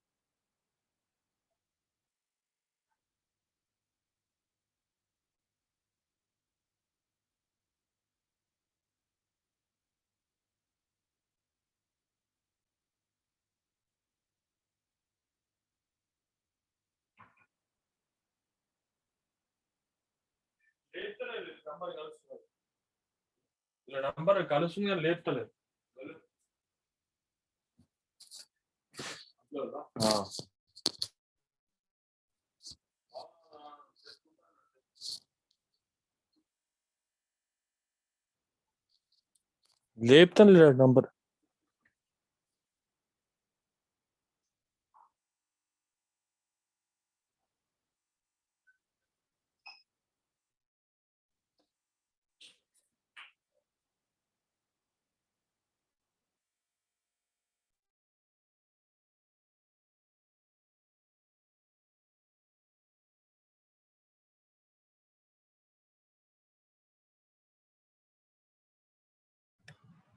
Hello, welcome back. Let's resume the session. Please confirm if you can see my screen and you can hear me loud and clear. Yes, Puneet. Yeah, I can see your screen and hear you, but Vagrant is still not installed, taking its own sweet time. Okay, so what about others? Have you get it installed and restarted your machine? Yes, Yes, all Puneet. So in process. since still installing for you, what configuration you are having of your machine? How much RAM you are having?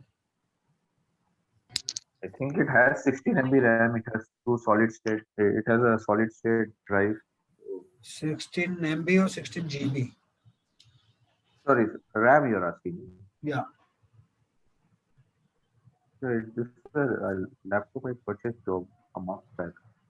Okay. So if it is still installing, just watch the recording and then follow the steps later. Okay.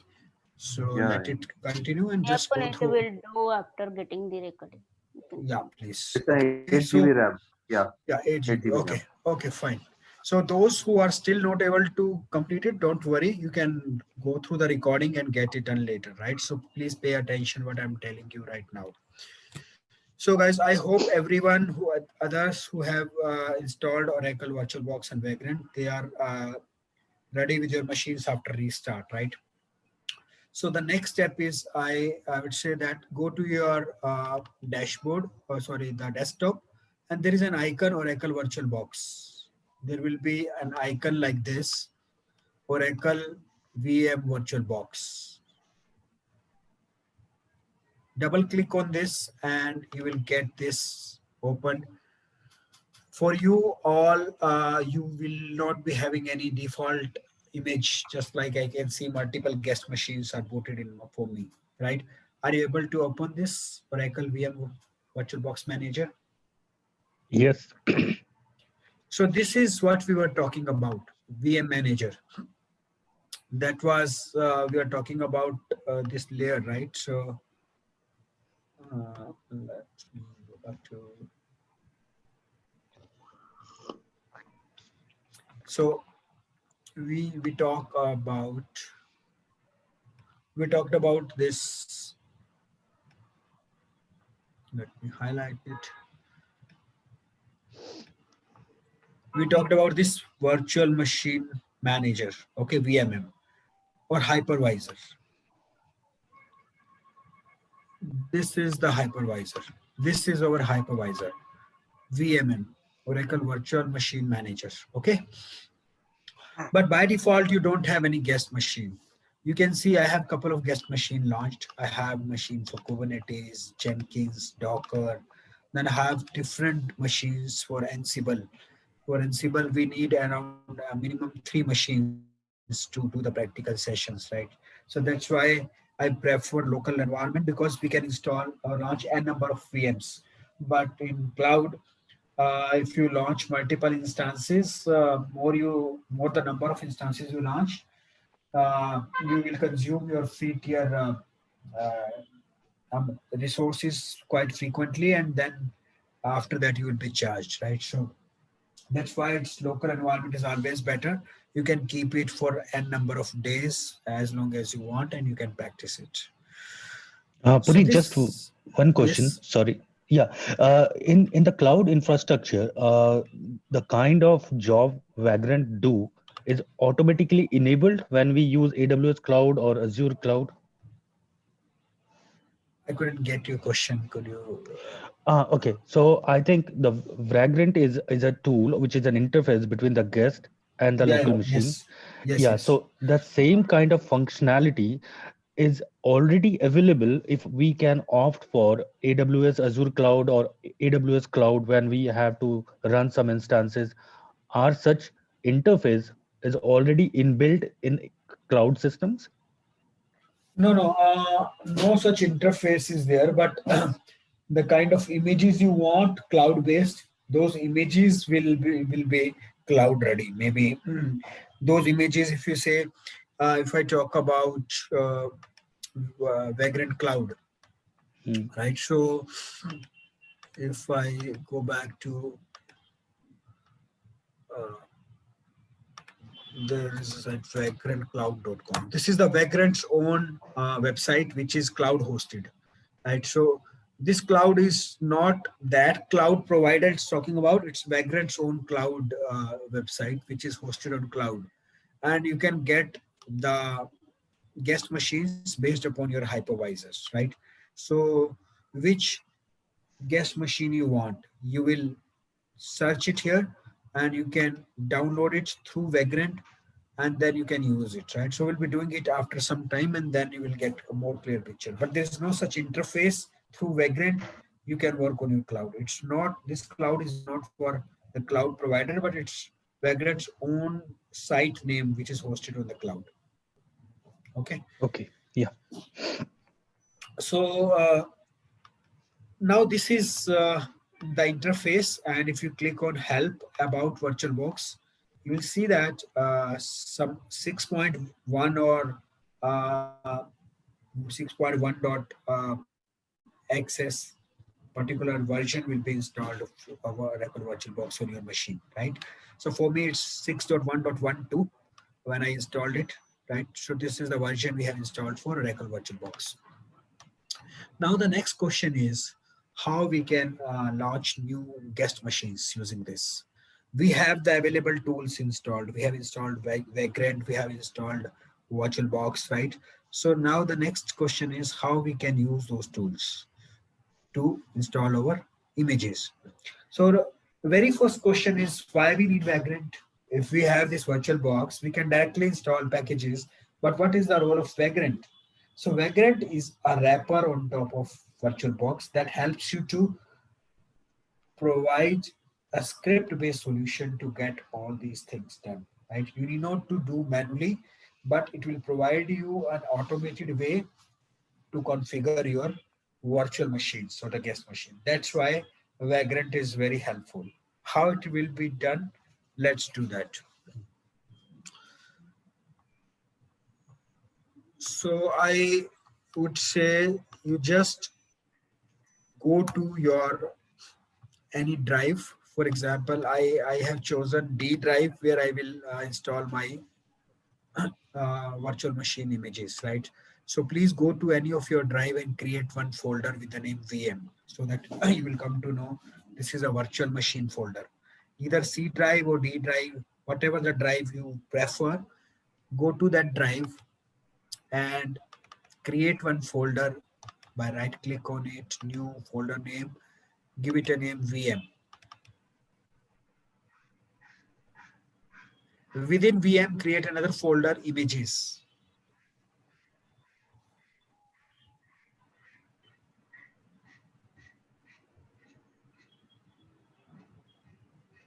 Okay. Okay. Under images, you can see I have multiple images, right? So uh, under images, I suggest you to create one folder. For example, I have given a name. Uh, let's give it a name something like Jenkins because I just pasted in the name in the chat window. You can also follow the similar kind of nomenclature, but you are free to use any name, but I suggest you should give some meaningful name over there. Right, so for that, let me open the chat window and then paste it for you over there. Okay, so I'll paste it in the chat window. Create one folder like this under images. What it tells by this name, it tells that the image type is Ubuntu based image U64 and version which we're gonna use is 1804.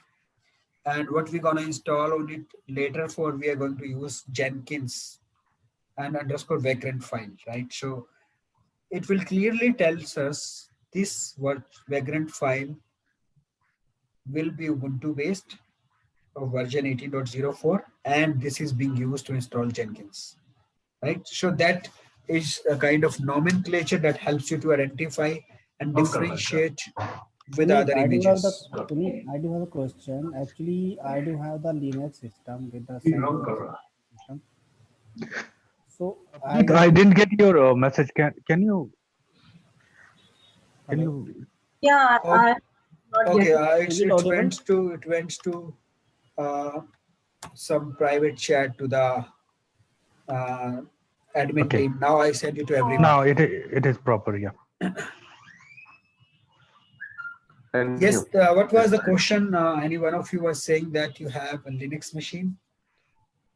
Yes, I do have the Linux machine with the CentOS operating system. So, do we need to install the Ubuntu only, or we can work on the CentOS? It's up to you. My commands will be Ubuntu based. While if you are more comfortable with CentOS, you can go with the CentOS. But let's stick to the standard one, right?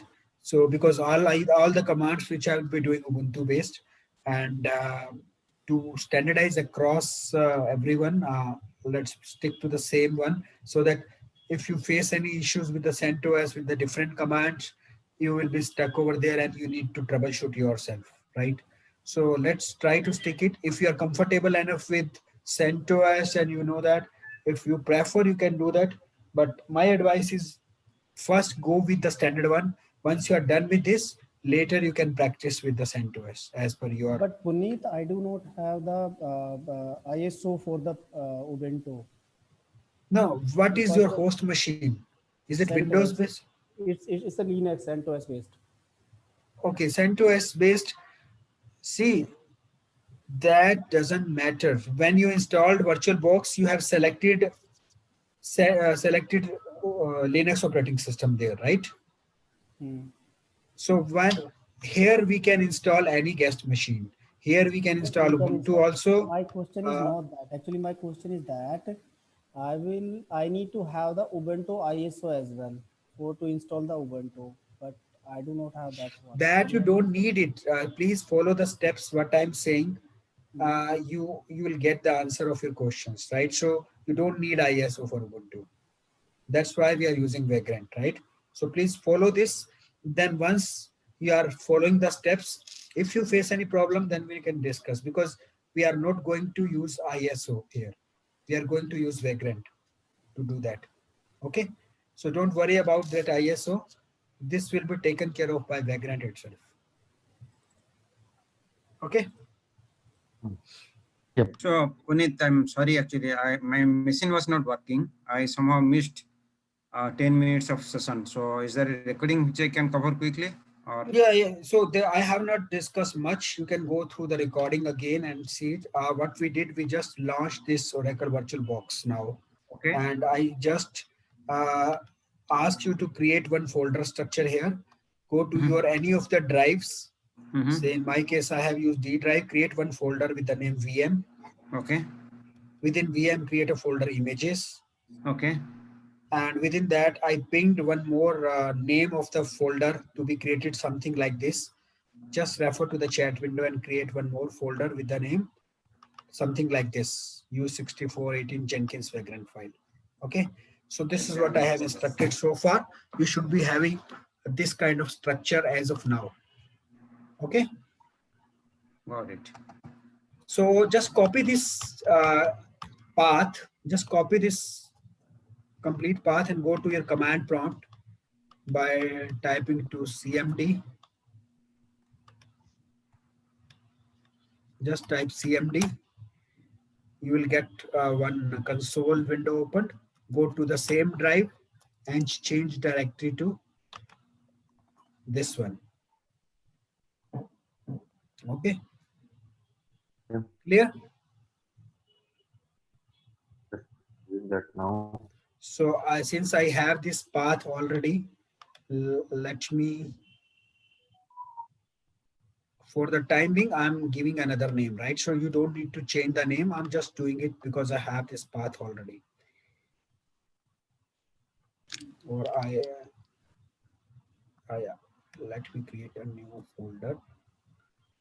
I'm just giving Jenkins one. Praveen, could you please repeat again one more time? Sorry, I missed it. You need to create one folder structure, okay, and chain directly to that path. So this is what I suggested. The folder structure something like this. Whatever the drive you want to use, in that create a folder VM images and a folder something like this. I pinned the name in the chat window, and you should be here. Okay. So I copied the path, then I have to, Go to this directory. Yeah, go to this directory. Okay. So now if you see that this directory is empty as of now, very first command will do Vagrant init. Okay. Sorry, wrong spelling. Vagrant init, initialization. As soon as you run this command, you will see a Vagrant file will be created over here.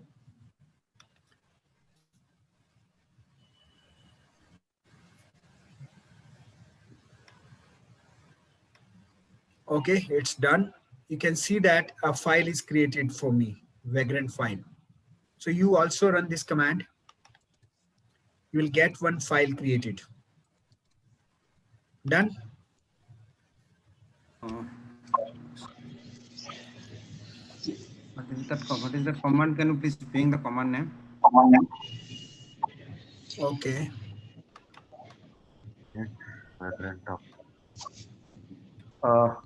They're asking me to restart my machine. Should I wait? Didn't you restart in the break? But have we told? No, actually, it took some time to install it. Then don't restart right now. Okay, fine. So do it after the session, but try to follow these steps. If you got stuck somewhere, stop it there only, right? Because you have not restarted it. Then you can do it later. At least you can follow these steps. Yeah, everyone got this Vagrant file created? Yeah. Now right click on this file and open it. It is showing error. I don't know why.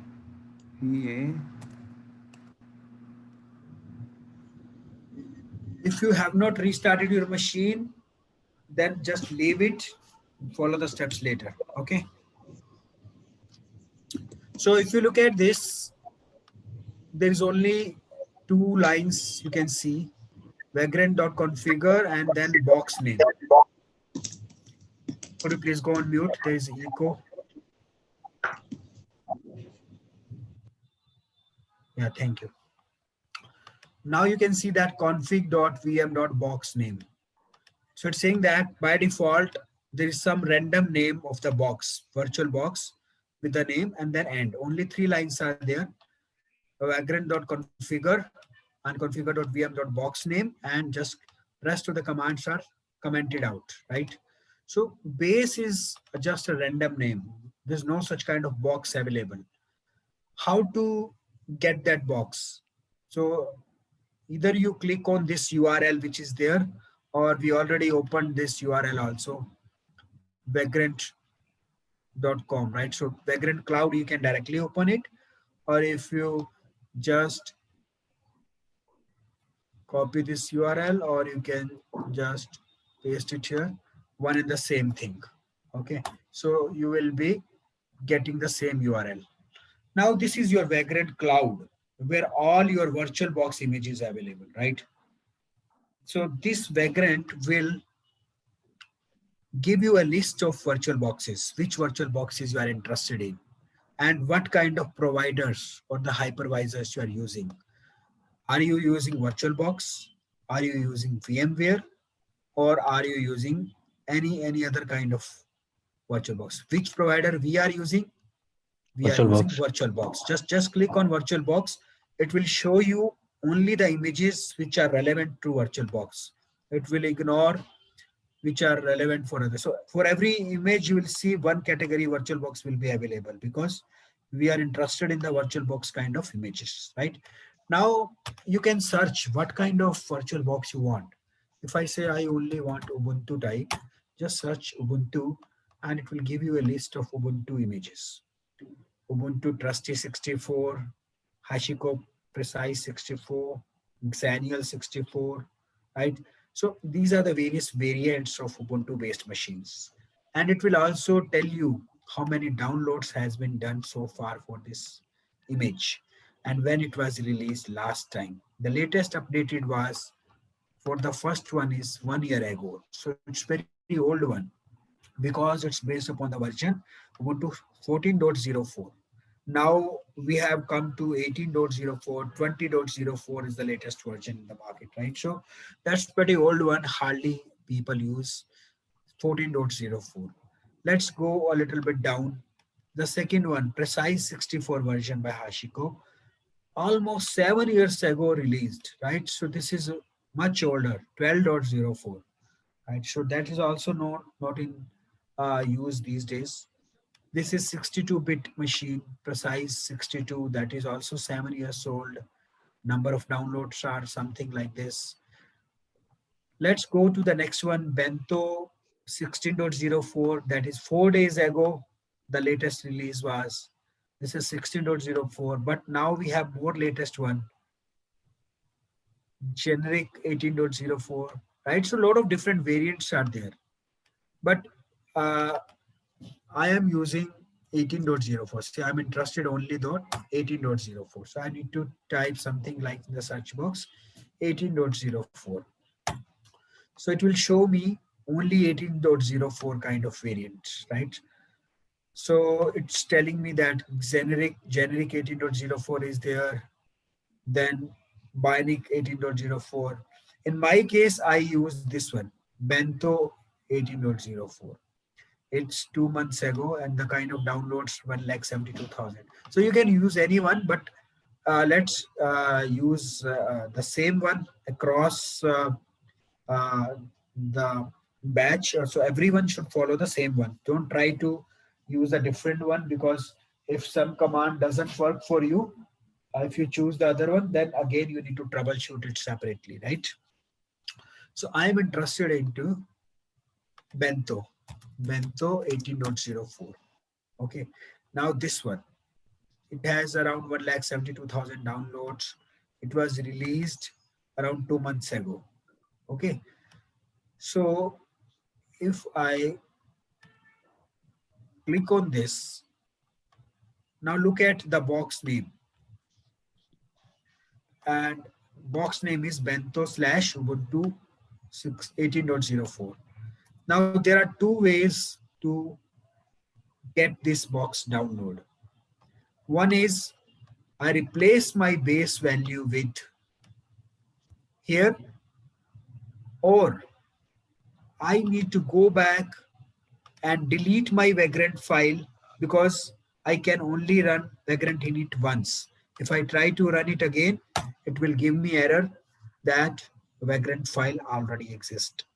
Let me try to run it again, and it says Vagrant file already exists. Either I delete it and run Vagrant init followed by box name, then it will automatically update the box name here. The second method is, if I don't give like this, I only executed Vagrant init first, and I open this file and replace it with the Bento box. Okay, so that is the second way. So any one of the method I can use it. So I just copy paste here, just replace your base box with your correct box name, and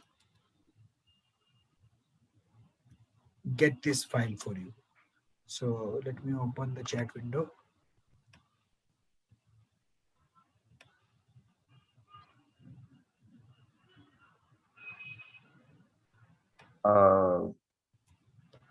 Puneet, Yeah. I ran Vagrant in it after I ran Vagrant up and I got an error message. Yes. I You will get, okay, because base is not a valid name. We need to provide the valid box name. got Okay. it. Okay, This is what we are doing. So we have not reached to Vagrant up yet. First, we are configuring it with a valid box name. got it. Okay. So as one of you said, I don't have ISO, right? So that is what Vagrant is doing on our behalf. We don't need any kind of image name to be installed manually. We just need to give the value to Vagrant, and Vagrant will do on our behalf, and it will download it for us. Okay. So we have told Vagrant, I am interested in this Ubuntu machine, and I provided the path for this, the name of this, and just I do that, save this file. Next is I need to run Vagrant up. That's it. Now Vagrant will install Ubuntu 18.04 on my behalf. I need not to install it manually, Ubuntu box. Okay. Okay. Now it clarified your doubt that I don't have ISO and this. Puneet, can I ask a question? Puneet is still not working. Actually, it's giving some errors. I'm putting on the chat. So first of all, did you install and restart your machine? Yes, I do that. What error you are getting now? I'm giving over the chat.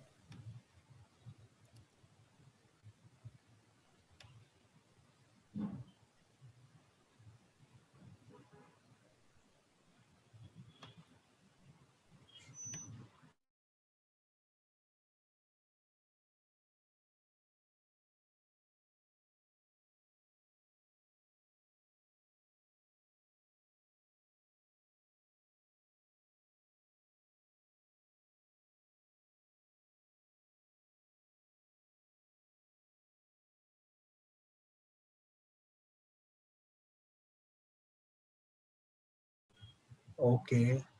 You install the VirtualBox for your on your CentOS, right? Right, right. Okay.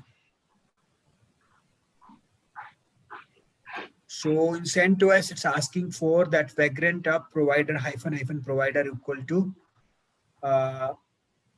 It's asking for to give you a provider name. So in that case, you can try it hyphen provider equal to VirtualBox. Let me check it because you are not using window. So CentOS might be looking for a different syntax.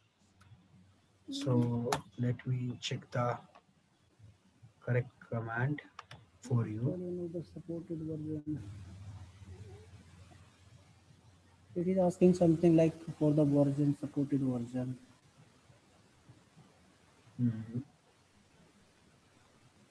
Okay.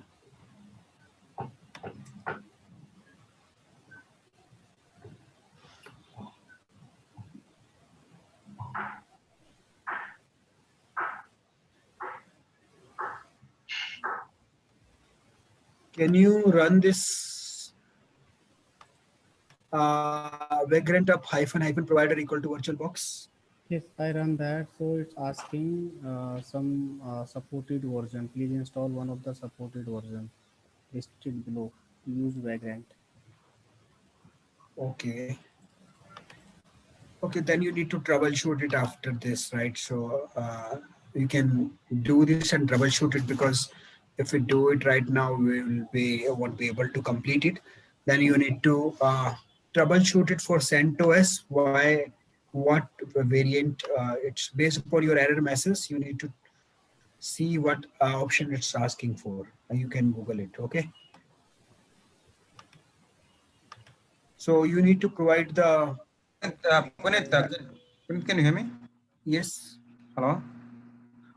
This is the I same have a error you basic got. question actually. So with Yes. Sorry. hello. Puneet, can I ask a question? Yes, please. Hello, can you hear me, Puneet? Puneet, Yes, yes, basic please go question. ahead. I mean, with this, what are we trying to do? So with this, what are we trying to do? Are we trying to create a Oracle VirtualBox through Vagrant, or Yes, what is yes, this yes. actually we are trying to do? Yes, we are creating a VirtualBox.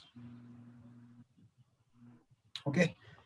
To answer So when we Shweta's, install the app,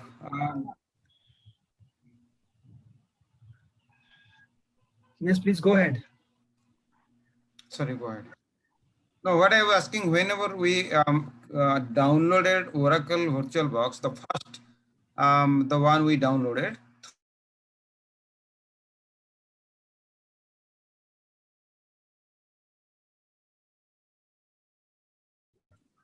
That's not a good way to do that. You have to install some package manually, and configuration is all manually. Vagrant will do automatically. Once we do the configurations in the next lab, right? So just wait for a couple of few more commands, right? okay. And there is a query from Shweta, which I already told you that for some of you, you might get error that it's disabled in your BIOS. So you need to go back to enable the same thing in your BIOS, right? So virtualization is disabled for you. So if you go back and Google it, you need to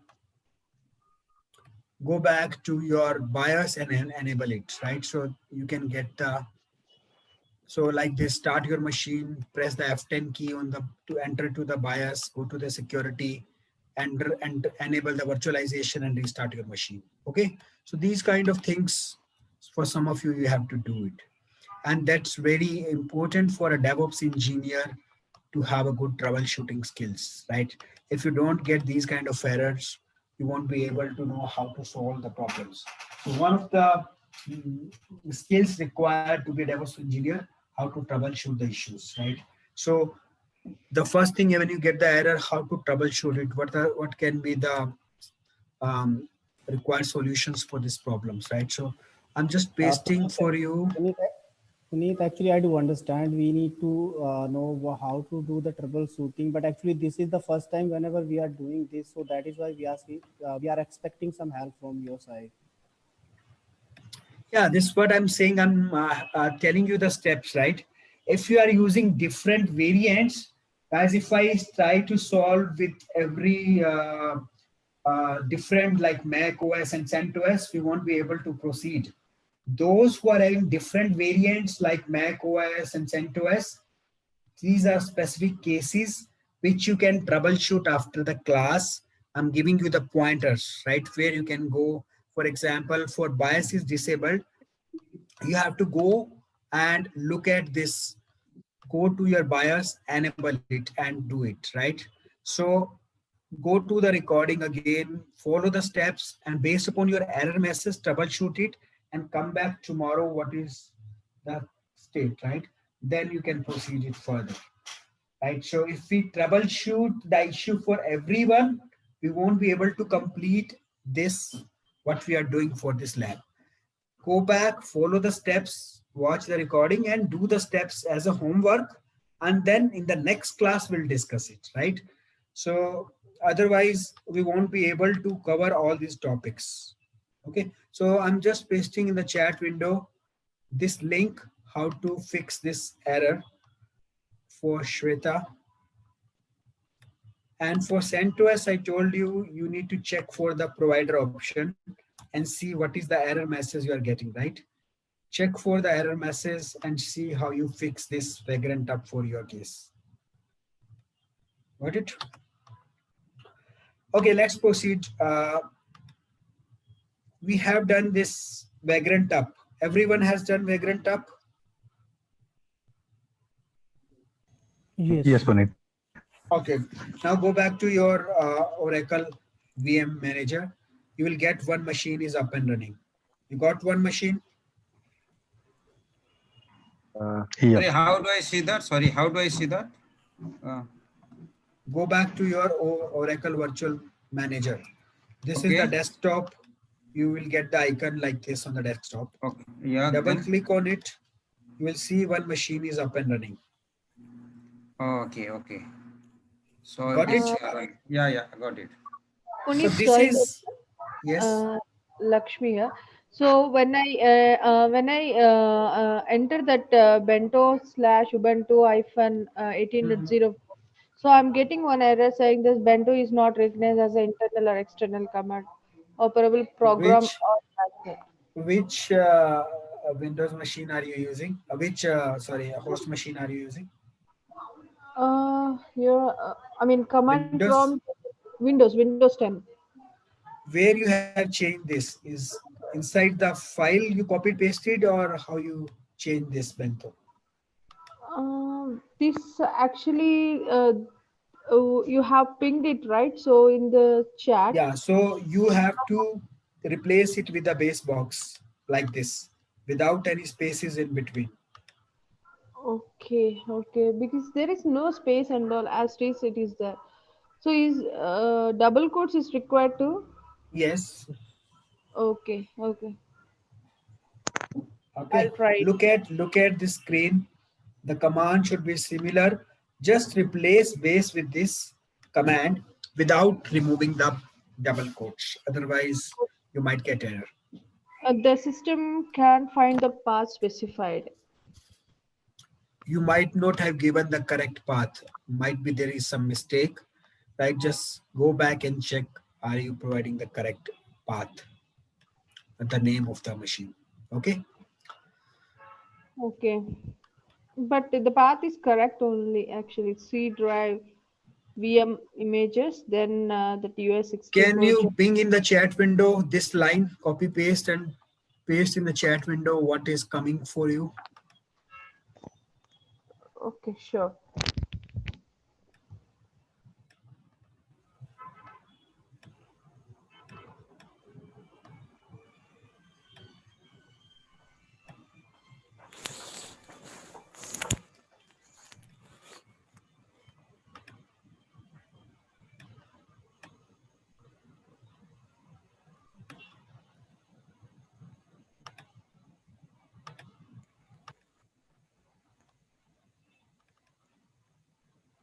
Okay, cannot find. No. I'm not asking for the error. I'm asking for the line, what you have mentioned in the file, like this.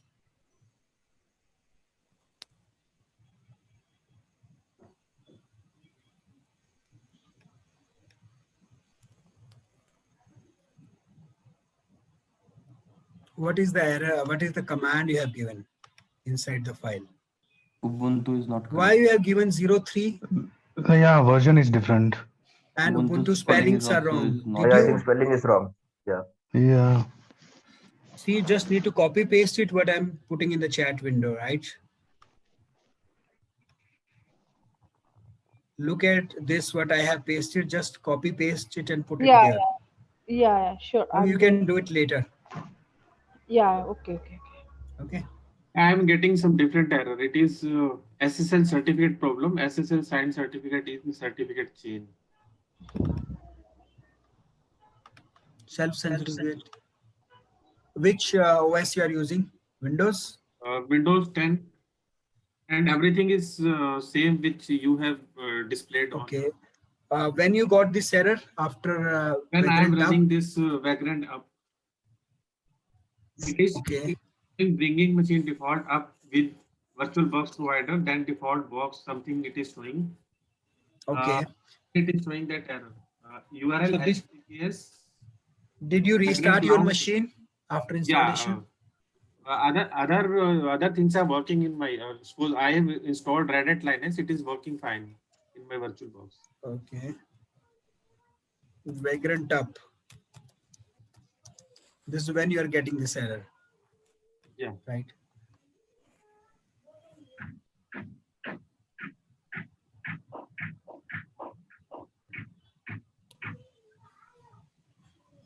Download, redirect it to host production, something it is showing, then it is showing default and error occurred while downloading the remote file. Are you having the required access to your machine, the admin access and everything?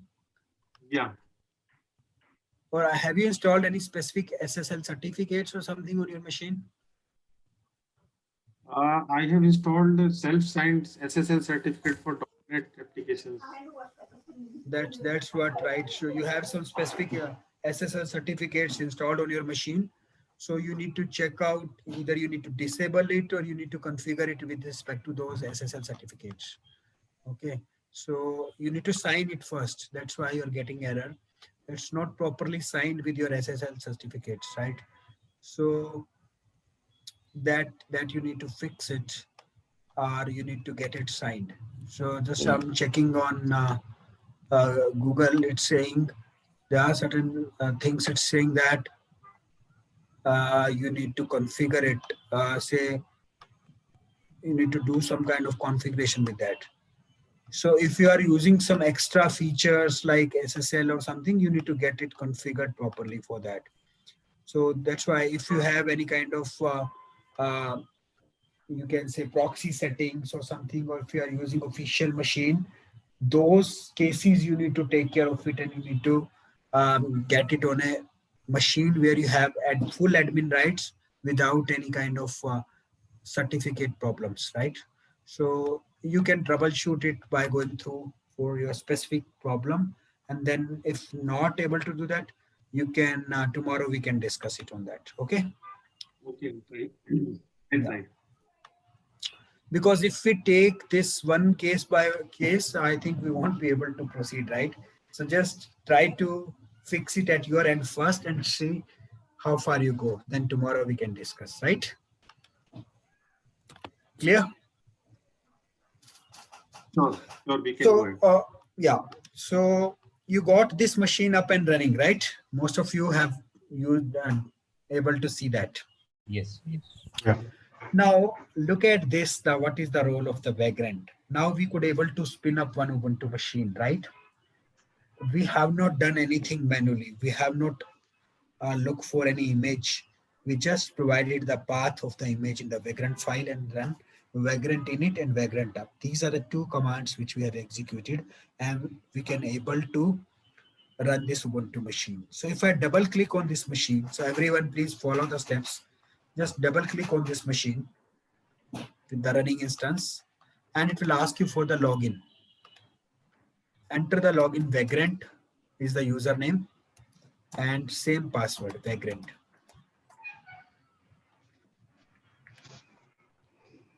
Okay, so now you are logged into your Ubuntu machine. You can verify it, uname -a.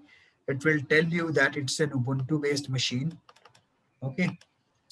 And if you say host name and all these commands which you are running in your Linux machine are running here, right? So this is your Ubuntu machine. Now, through this Vagrant and VirtualBox, you could able to launch your guest machine on top of your host machine, right? But there are certain disadvantages of using this machine through this UI, right? Because I just access this machine through this UI. When I double click on it, it has launched this UI, but there are certain user interface issues. You cannot copy paste anything. When you click right click on it, it's not properly working. If you can't select anything, copy paste doesn't work. So it's not a good practice to use like this, right? So how to use it in a better way? Go back to your command prompt where you have run Vagrant SS, Vagrant up. Go back to your Windows. Should we close this one? No, it will shut down. Not close as of now. Okay. Go back to your Windows. Now run Vagrant SSH. Vagrant SSH.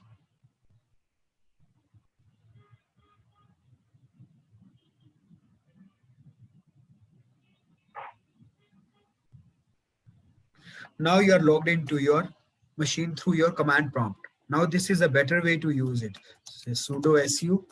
Now you're the root user.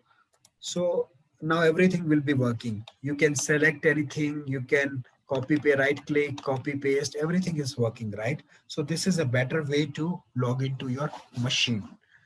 So don't try to log in by double clicking through the command prompt, through the UI, but prefer this Vagrant Up and Vagrant SSH, right? Now this is your Ubuntu box ready to use. Puneet, I have a question here. We have launched this instance, right, with Vagrant. So we have not specified what RAM or what space it will be like consuming. We'll come to that step by step. We'll come to that. Okay.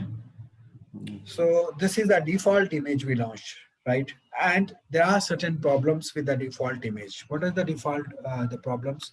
If you look at the name of my image, it's appended some random, a long number after that, right? But if you look at my other images, I have a meaningful name, right? Say Docker, Ansible Master, Ansible Node 2, right? But this is not a meaningful name, right? This has appended some a random number on that. So that means my host name is not correct. Or you can say my machine name is not correct. I need to modify my machine name, right? So how to do that through Vagrant file, right? So if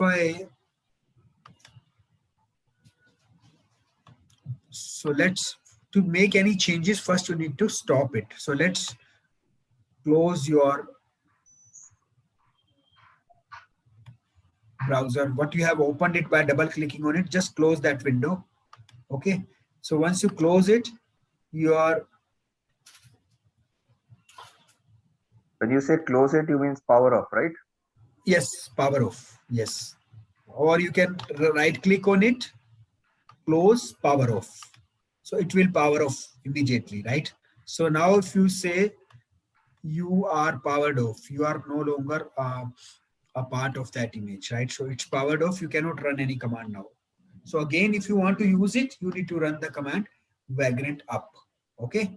So because connection is closed now, you can see that as soon as we power off. Now we need to make some changes, right? I am not good with the host name and I'm not good with some other settings, right? How to do that? One method is, after you power it off, go back to your VMM configuration here and click on machine settings. Here is the name and I need to change the name here, right? And if I change the name here and save it, right? Next time I need to launch it from here to get this reflected, right? I cannot change means it's a temporary change. It's not change permanently. To change it permanently through script, you need to make modifications to your Vagrant file. How to change it? You need to add configuration name, that your image, machine name, whatever you want, right? On top of that, the host name of my machine was also Vagrant. I'm not good that with this host name, right? I want my host name should be some meaningful name. Say I want to give the host name to my machine similar to this, that U64, or I want to give Jenkins as the host name. So all these changes, how can I do that? That we can do that through Vagrant file, right? So if I go back to my Vagrant file,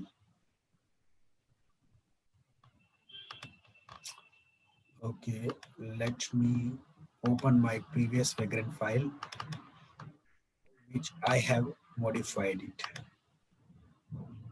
Now this is my customized Vagrant file. In your case, you have only one line as of now, Bento Ubuntu 1864, right? I have added a couple of few more lines. I have added the host name as well, v.vm.hostname.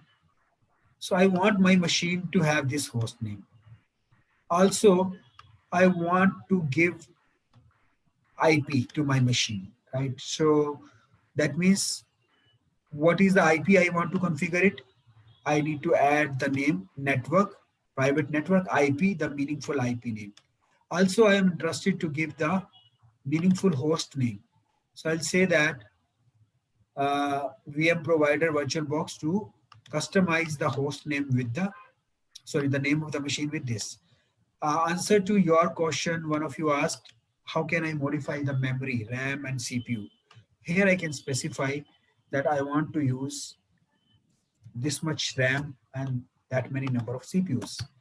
Okay, so I have specified I want 1024, that is 1 GB of RAM and 1 CPU.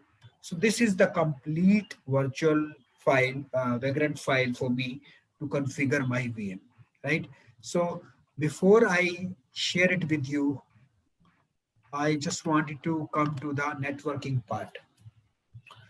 If I click on the Oracle VirtualBox machine settings, here you can do the manual settings as I told you for your host name or the machine name. I can also configure CPUs here manually, right?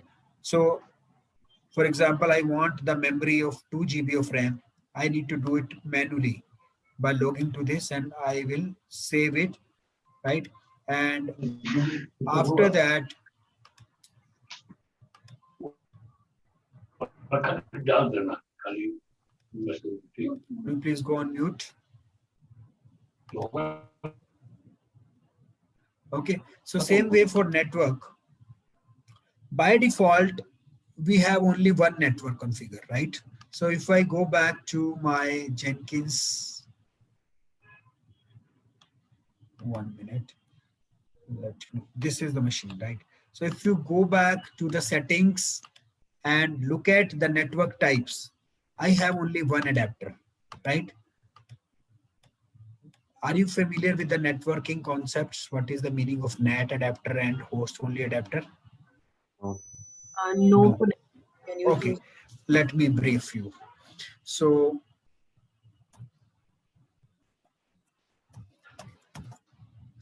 coming to the network part, we have basically different kind of adapters, right? So by default, in a particular virtual machine or the VM, we have NAT only adapter, network adapter, that is used to connect to your internet. Okay. So if you look at my current adapter, here I have only one adapter whose type is NAT, that is enabled, right? If I go to adapter 2, 3, 4, there's no other adapter attached. So there is only one adapter. That means I can only connect to my internet as of now. But I also told you Oracle VirtualBox Manager has the provision to communicate between your host machine and guest machine. We can transfer the data between your Windows machine and your Ubuntu machine, which we have just launched. How to make or establish a communication between them, between your host machine and guest machine. For that, you need one adapter that is known as host only adapter. Okay. Host only adapter is used to communicate between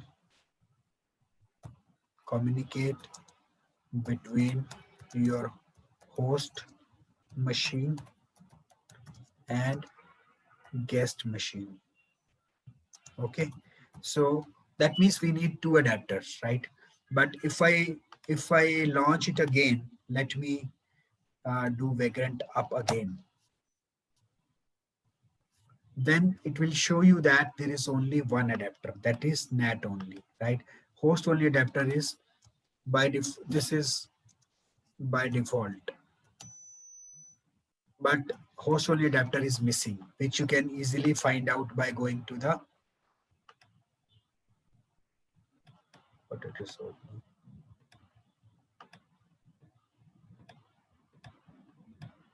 Okay, so it doesn't have any other adapter.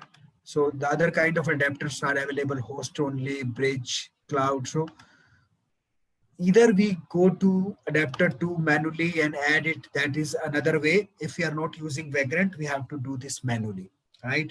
So to avoid all these concepts, that's why we are using Vagrant file.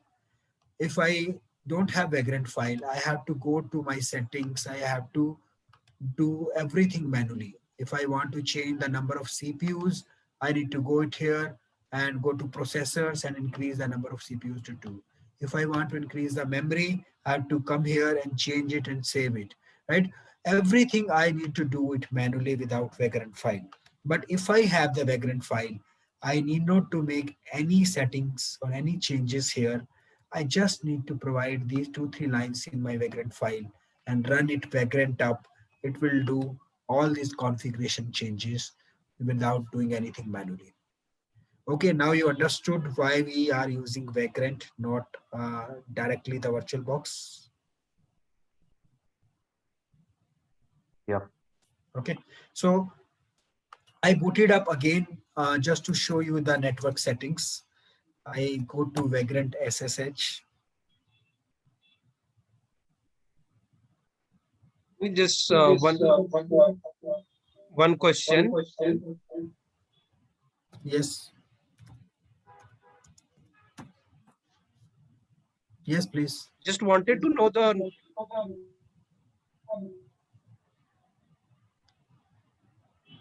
different option available with the Vagrant, which we can change into the Vagrant setting. See, the majority of this which I have mentioned are these are the common one, right? You have So shown in the Vagrant notepad.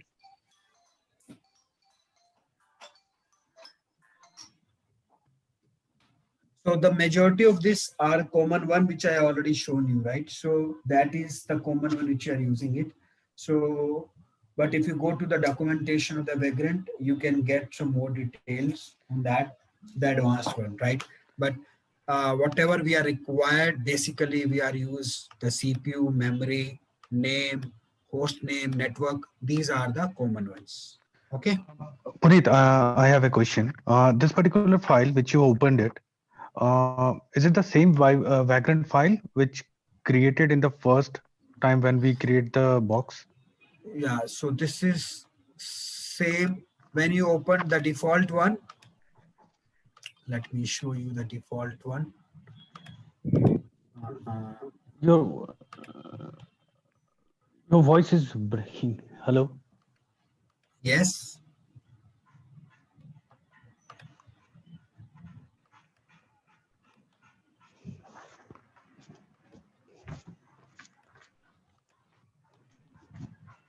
Hello.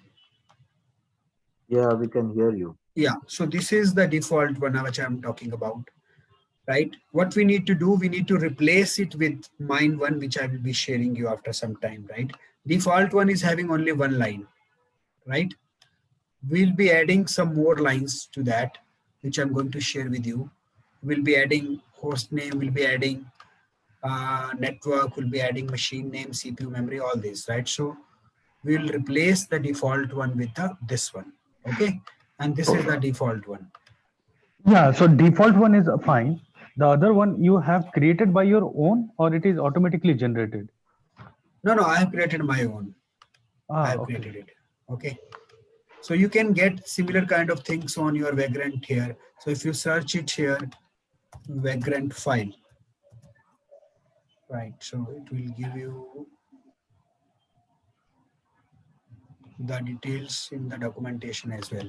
So if I say Vagrant, let me search it here.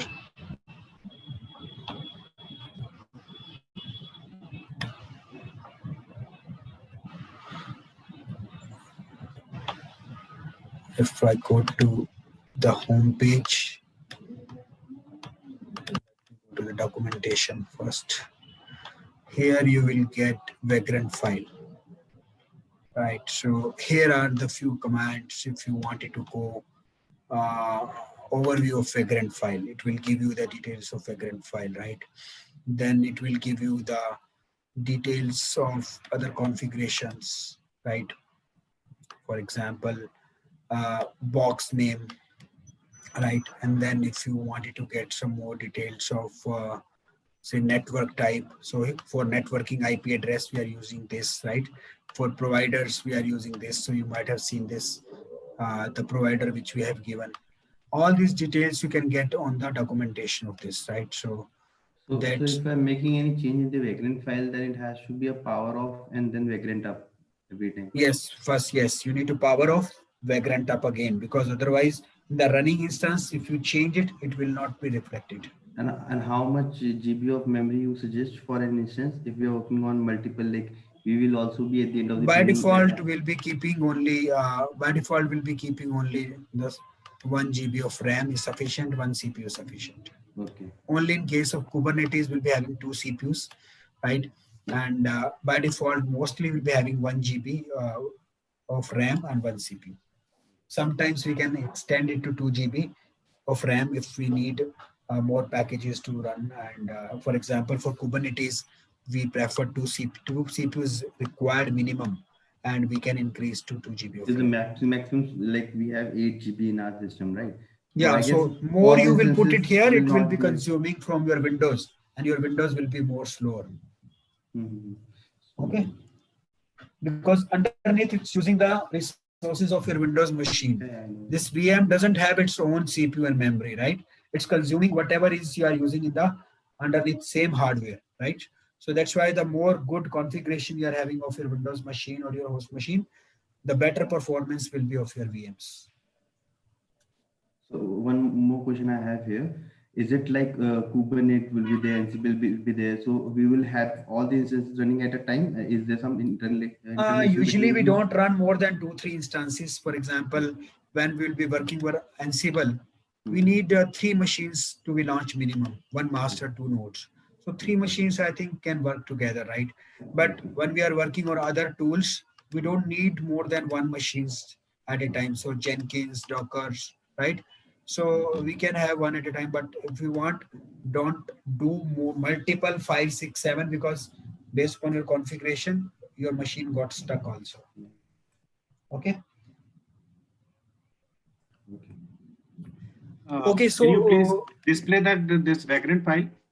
I'll copy in the chat window. No, I want to know, is there any block is there, or we can write these options anywhere in our file? In any order we can write? Yeah, in any order you can write. Okay, so I was talking about the IF config. Sorry, Puneet, one quick question. Puneet, the earlier 2 commands you put, right? Vagrant SSH and sudo issue. So what these 2 commands does actually? Vagrant SSH is just like logging to your, so first you do Vagrant up.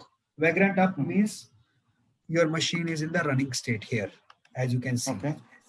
Yeah. Now to log into it, there are 2 ways I told you. Either you double click on it and log in through login, enter password. Second way is Vagrant SSH through your command prompt. I told you this is the better way because the UI of this is not good. Okay. Understood. So basically Vagrant SSH will log in. To log into, yes, log into that machine. And okay, and what about the sudo issue? What will it do? You will become a root user to do something, to install something. So sudo su is for changing to the root user. So to do any config, we have to come to the root. That means we have to apply. Yeah, if you want to install something, you want to install any package, you have to be a root user. Okay, got it. Okay. So I have executed the command ifconfig that is used to display your IPs, right? So you can see that there is only one Ethernet 0, that is your NAT adapter. This is your NAT adapter, right? So this is your NAT adapter. You don't have any other adapter visible here. That means you don't have host only adapter. For that, I told you two ways. Either you stop your machine, go to setting, go to network, or add it manually here. This and add it here. That is not a good way to do that. Second method I told you, just make the entry in your Vagrant file. This will add one more adapter for you, that is host only adapter with some IP. So we have given the range of 192.168. After that, you can give any IP, but as a standard, try to use the same IP so that while doing the exercise, we'll be using the same IP rather than using the different one, right? So now you can see there is only one adapter, that is NAT only. Now my advise you to just come out of it. There are two ways to stop your machine. One is you right click on it, close and power off. Second is you can write after exiting from root user and after exiting from Vagrant, when you come back to your D drive where you put Vagrant up and SSH, you say Vagrant halt. That will bring down your machine. So parallelly, you can check it here. This will bring down your machine.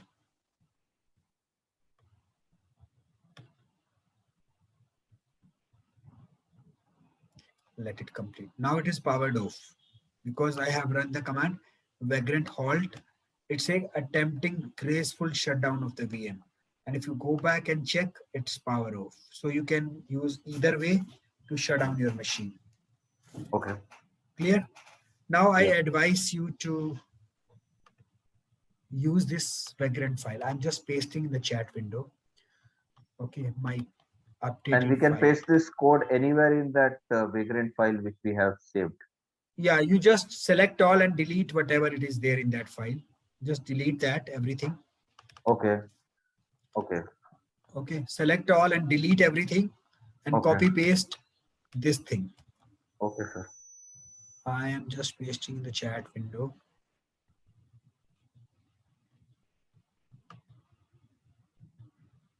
Okay, so just paste these lines. Overwrite your Vagrant file with these commands.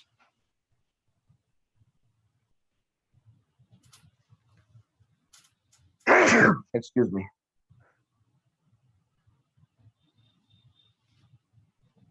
So we have to override the by default Vagrant file Yes, with this command. yes, Okay. yes, and save it and close it. Yeah, done.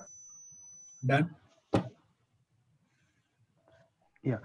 Since Done. I am using the name Jenkins 1, I'm doing it 1 here because I already having with this name, right? So you follow this, what I typed in the chat window. Yes. What do you want to ask? Yeah, I just want to ask, like, the sudo, the root command, when I put vagrant halt, it gives some other error, like command not found. But when I do the exit and then I try again, vagrant halt, getting ignoring message, something wall interactive authentication. You need not to run Vagrant halt being inside the window, right? Inside. I told you to come out of your root user and then come out of your Vagrant user.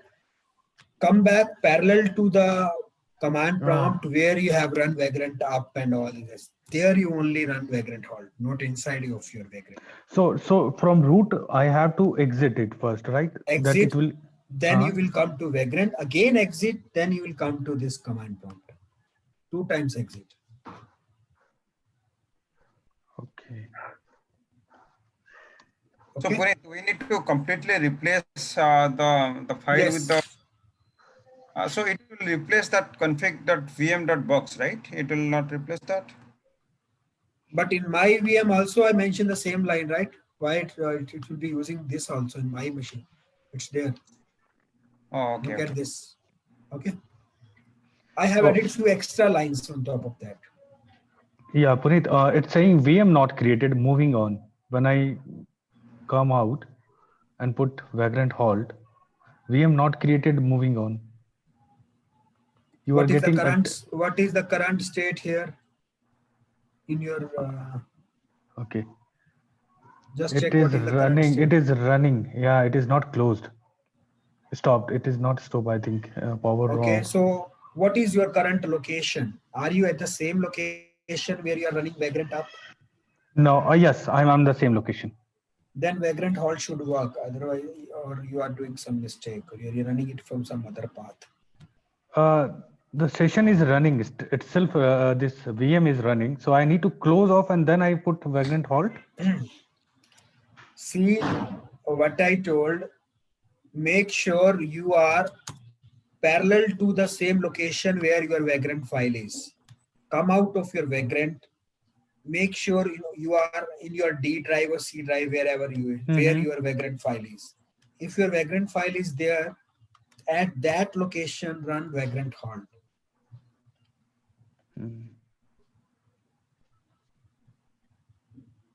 Just check with dir command what is your current location.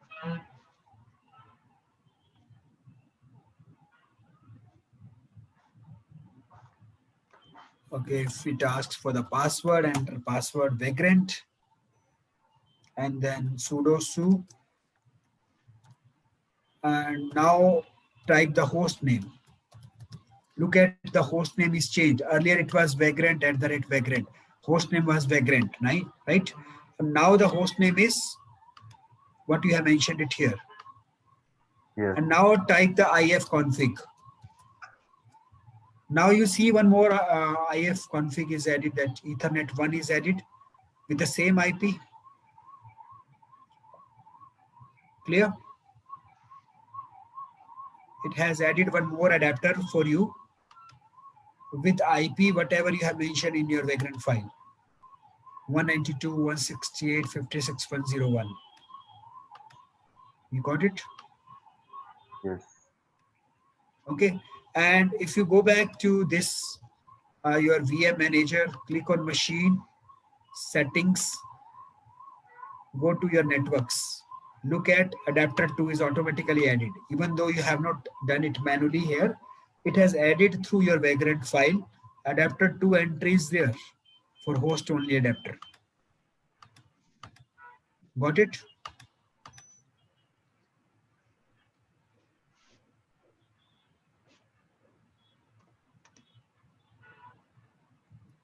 Right? So now, as I told you, what is the use for this adapter? You can communicate with your Windows machine, host machine. You can open a new browser or a new command prompt. You can check the IP config of your Windows machine. What is the IP of your Windows machine? The IP of your Windows machine is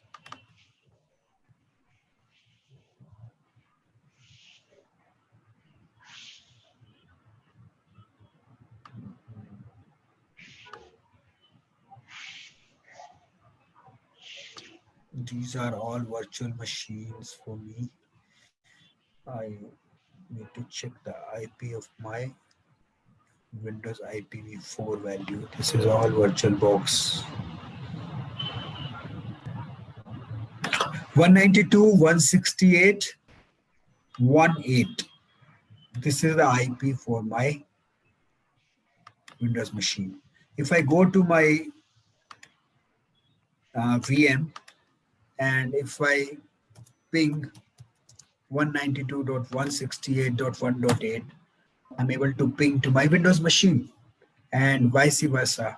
I go back to my Windows machine and ping my Ubuntu machine. What is the IP of Ubuntu machine? 192.168.56.101.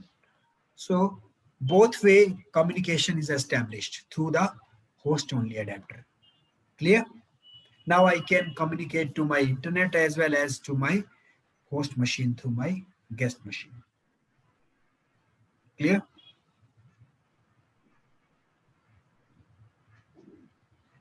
Clear about Vagrant, VirtualBox, settings, virtual machines.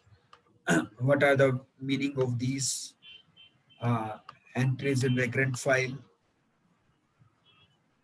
How did you get? Acha, got it.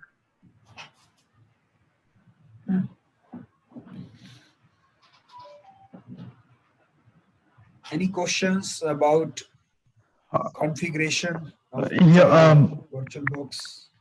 Puneet, I just managed to reach out to the uh, situation where the other config, the VM, get created. Just this DNS or this IP configurations. What you did just now, I just try to understand that piece. Yeah, so did you replace this VM, this Vagrant file Yes, with this one? yes, yes, yes, So when everything. you run the Vagrant tab, you Mm-hmm. you might have seen that all these settings are already been taken place. If you Yes, say the host name, its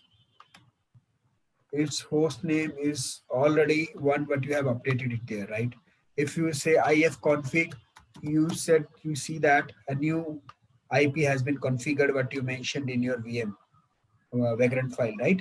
Another IP has been configured. Earlier there was only one IP, ETS0 adapter. Now a new adapter is there with this IP, and you can communicate with your Windows machine, right? And also your machine name is also changed. Now your machine name is not Vagrant. This is the machine name. This is the host name and this is the machine name. Here is the machine name. Okay. Everything is, you have changed it by writing these 3-4 lines of code in the Vagrant file. Okay. Okay. Now we are good to go to set up at least our one guest operating system, our first guest operating system. Like likewise, we can set up multiple guest operating systems, right? So this is our first guest operating system that we have configured now with the help of Vagrant and VirtualBox, right? So that is the advantage of virtualization, that we can spin up multiple guest machines with the help of our virtual manager, that is hypervisor. And in our case, we are using Oracle VirtualBox, and the other hypervisors are VMware and Hyper-V from Microsoft and so on, right? So this is about the virtualization concepts and how to spin up your guest operating system on top of your host machine. So with that, we stop it here for today's session. Rest will be taking forward from this point to do the lab session. First, we'll understand the version control tool, what is Git, and do some commands on the Git on top of this Ubuntu machine, right? So those who have not get installed, or those who one of you is using your official laptop, right? You don't have the installation permission for that. I can just give you some guidelines to configure your AWS account, right? And if you're not able to do it for tomorrow, you can try to install Git on your Windows machine if you want to perform some lab commands in the Git, right? So I'm not sure if you have access to install Git on your laptop or not, but you can, for the time being, you can install Git on your Windows machine as well, right? But preferably, I suggest if you can have or arrange the laptop, your personal laptop, it will be good for rest of your lab sessions, right? And it will be good for practice on your local infrastructure. But if you are not able to get hold of your local or your private laptop, then you can go ahead to configure your AWS account. So just to give the overview, you will just go to web browser and say AWS free tier. When you type on this, it will ask you to create your AWS account. So create a free account. You will click on it.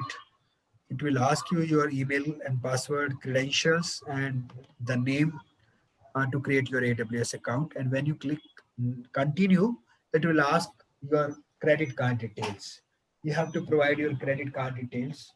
It will deduct 2 rupees from your credit card and later it will be refunded. So it is required to validate the authenticity of the user, whether you are an authentic user or not. That's why it's asking for the credit card details, right?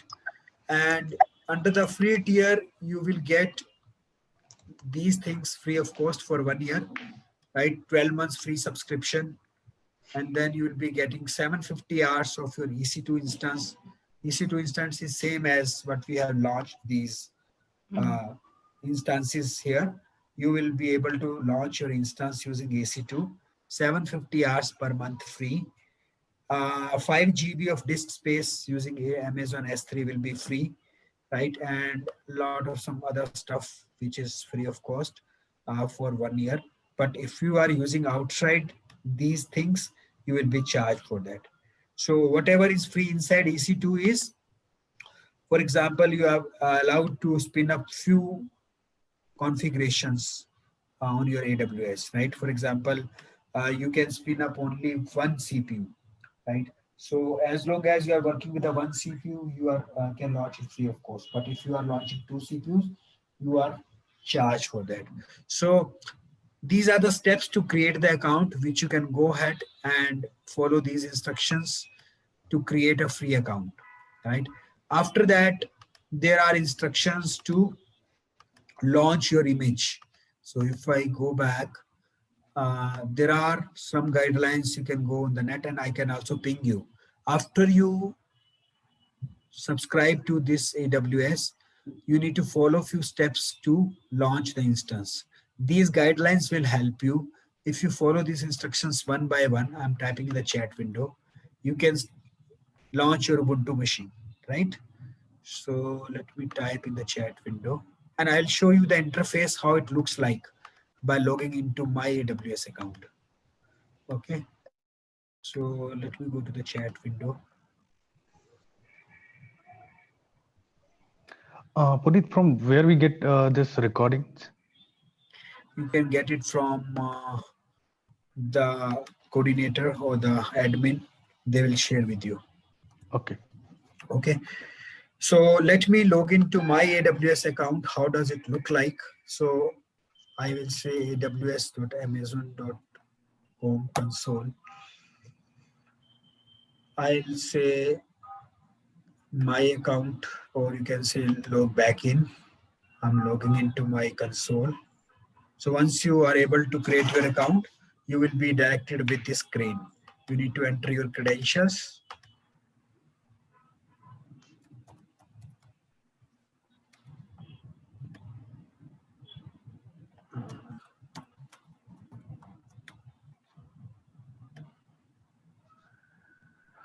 Okay, so here is the UI. You will get something like this.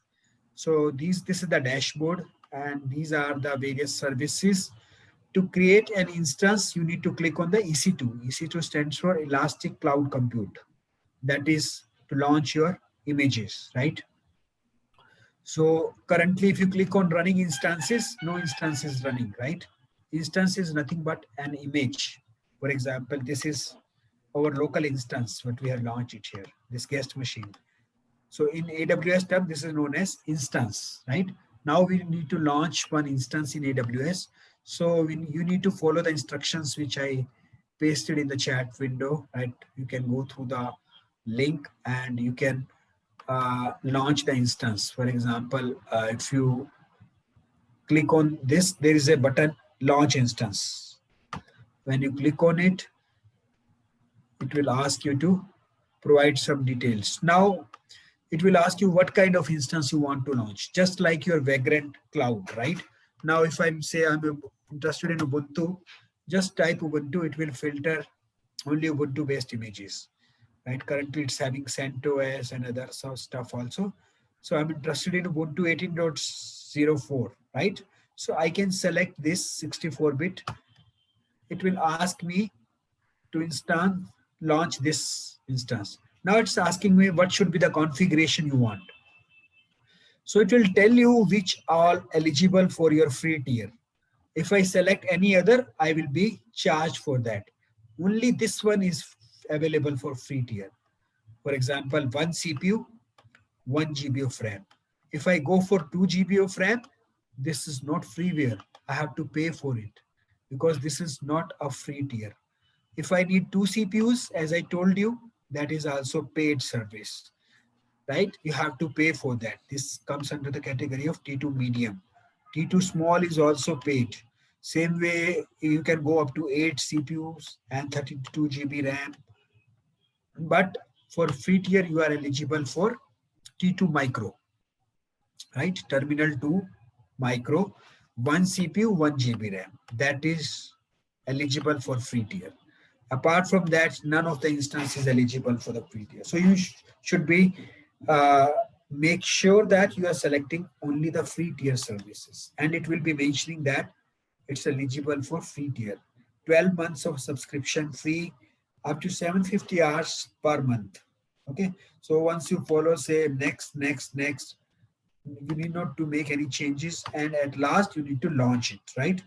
Review and launch. So these kind of settings you need to follow and launch your VM, right? So please follow these steps, and it's there in the chat window which I pinged this link. This is the same thing with all screenshots. It's free tier, right? Same thing is there.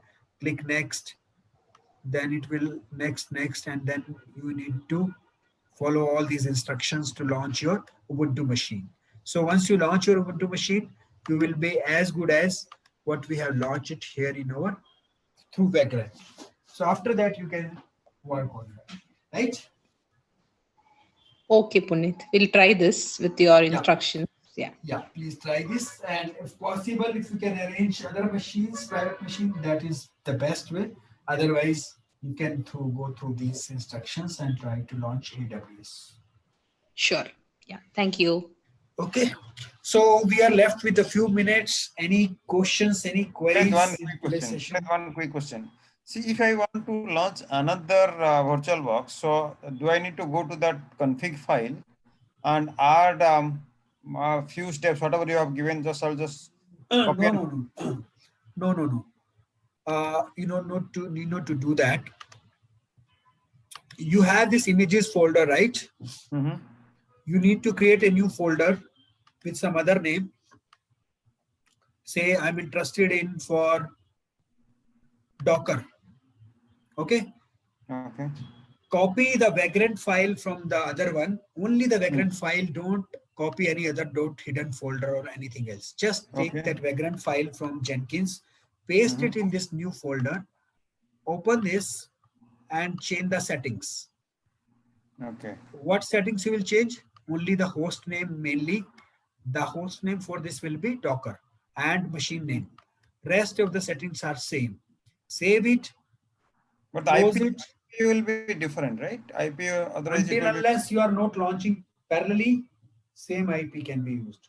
If you are launching them parallelly, different IP should be used. Okay. So go back to this. Go to command prompt. Run Vagrant up. Let me give you an example of Ansible. Ansible master. Master is having the IP 101. Okay. But in case of Ansible, we need to launch master and node simultaneously. We need 3 machines parallelly. Node 1, node 2. So if I go to node 1, in node 1, the IP should be different. Otherwise, you will get a conflict because I'm launching these 3 machines parallelly. So here I have given the IP 102. And node 2, I have given some other IPs. In node 2, go to the Vagrant file. IP should be 103. So that way it works. Got it. Okay. So that way you can configure multiple guest machines here and you can work on this. And that's very handy to use as compared to your cloud, right? So if we are working on 2 machines parallelly, then every time we have to change the path and then run all the commands, right? Yes. For example, I am running on my Ansible master at the same time. I'll copy this path, open one terminal, change directly to that path, and I'll say Vagrant up. And when I say, not here, I need to go to D drive, Vagrant up. And now I'm launching my Ansible master, right? If I go back to my here, VM, I will see that Ansible master will be booting up in a couple of seconds.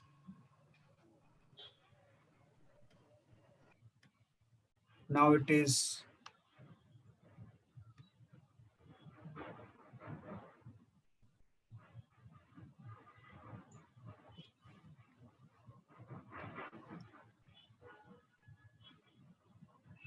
okay. See, look at this. This is I use another name, right? Not that one. I use this one. Now it is booting up my Ansible master here, and it is starting now. You can see that, right? And it is in running state. Okay, so you can go to that path and say Vagrant up, it will be running. You can work on parallelly multiple VMs. Clear? Yeah. Puneet, Vinit this side. Actually, I'm getting an error that my session is locked. When you get this error, after which command? I'm from the Oracle VirtualBox manager. I'm getting this stick. It is showing that stopping only, right? I stopped it from the right click and it is getting stopped only. and saying that showing that the session logged. Session locked. Where it is saying it? It's in the command prompt or in the VM. VM. So what you are saying, you went to this. Yes, and right click on it on this, Okay. and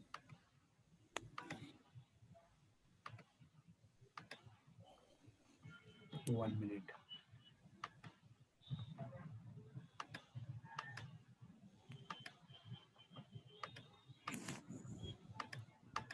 What happened to this?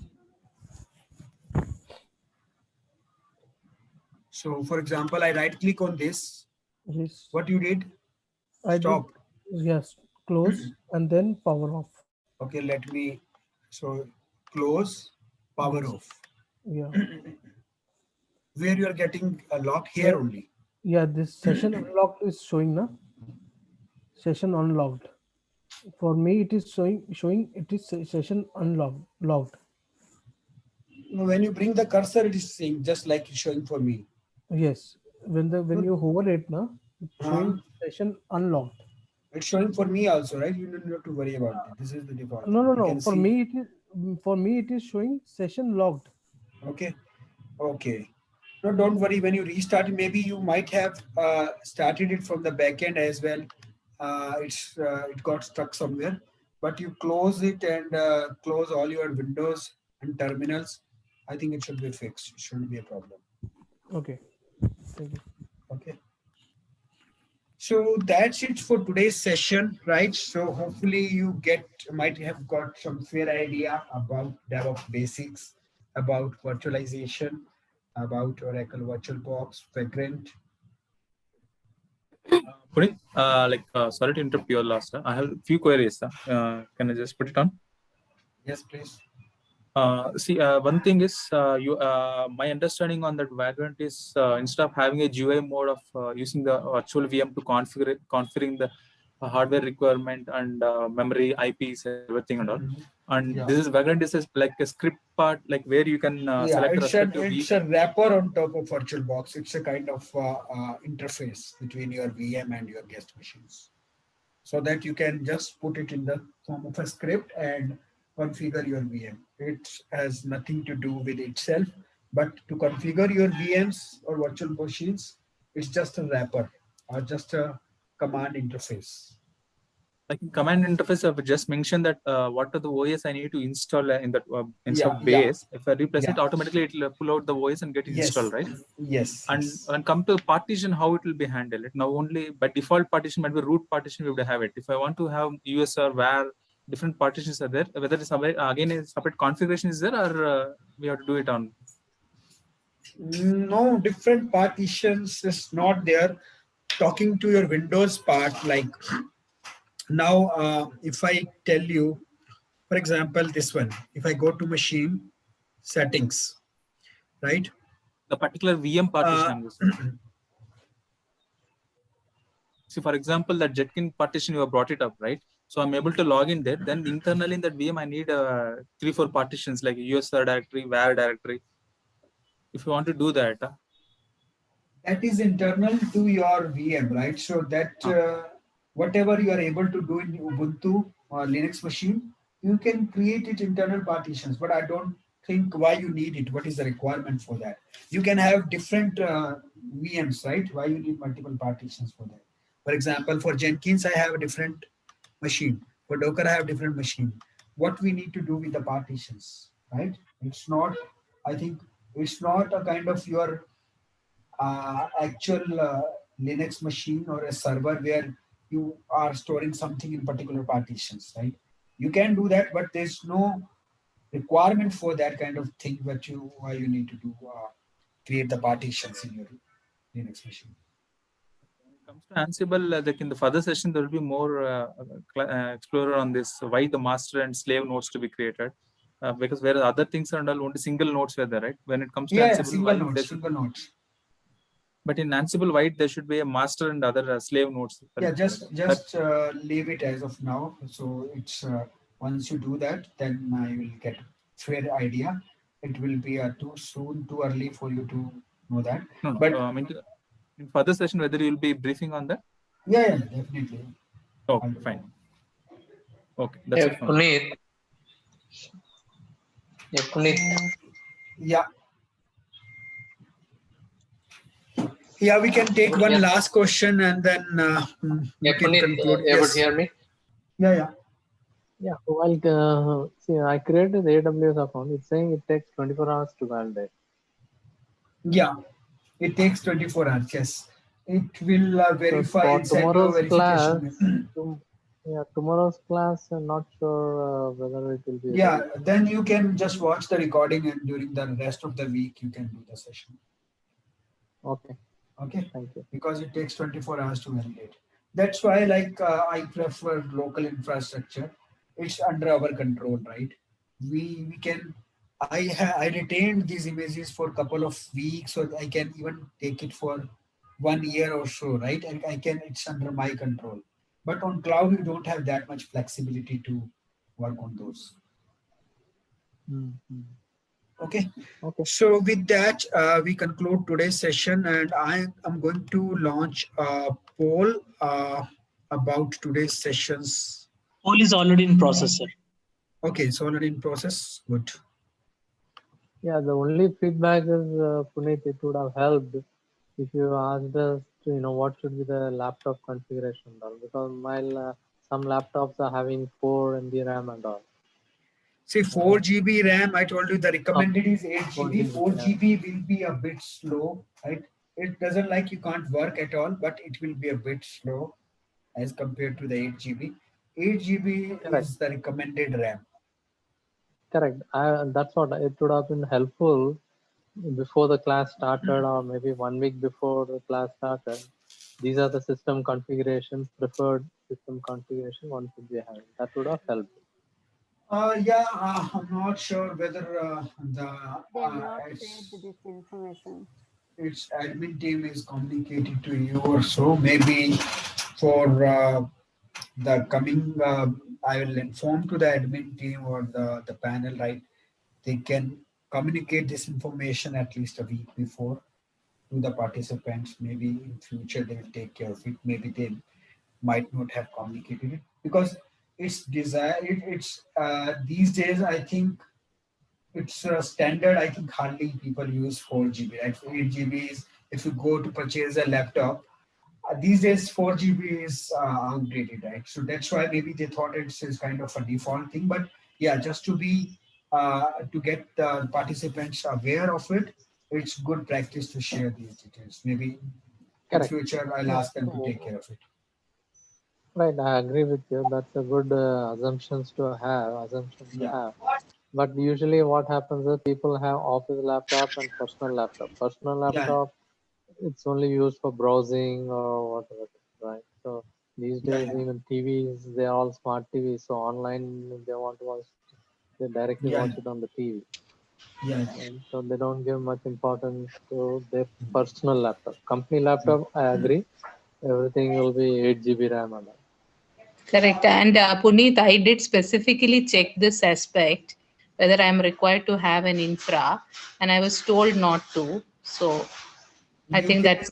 Yeah, you can check back to them. I think you would have they would have communicated on that front, right? So just check with them, and I'll instruct them in future. These kind of instructions should be given to the participants in advance. Okay. So let's conclude today's session, and hope you are done with the polling. Yep. Okay, then see you tomorrow. Have a nice day. Thank you. Thank you. Have a nice day. Bye. Thank you. Bye. Bye.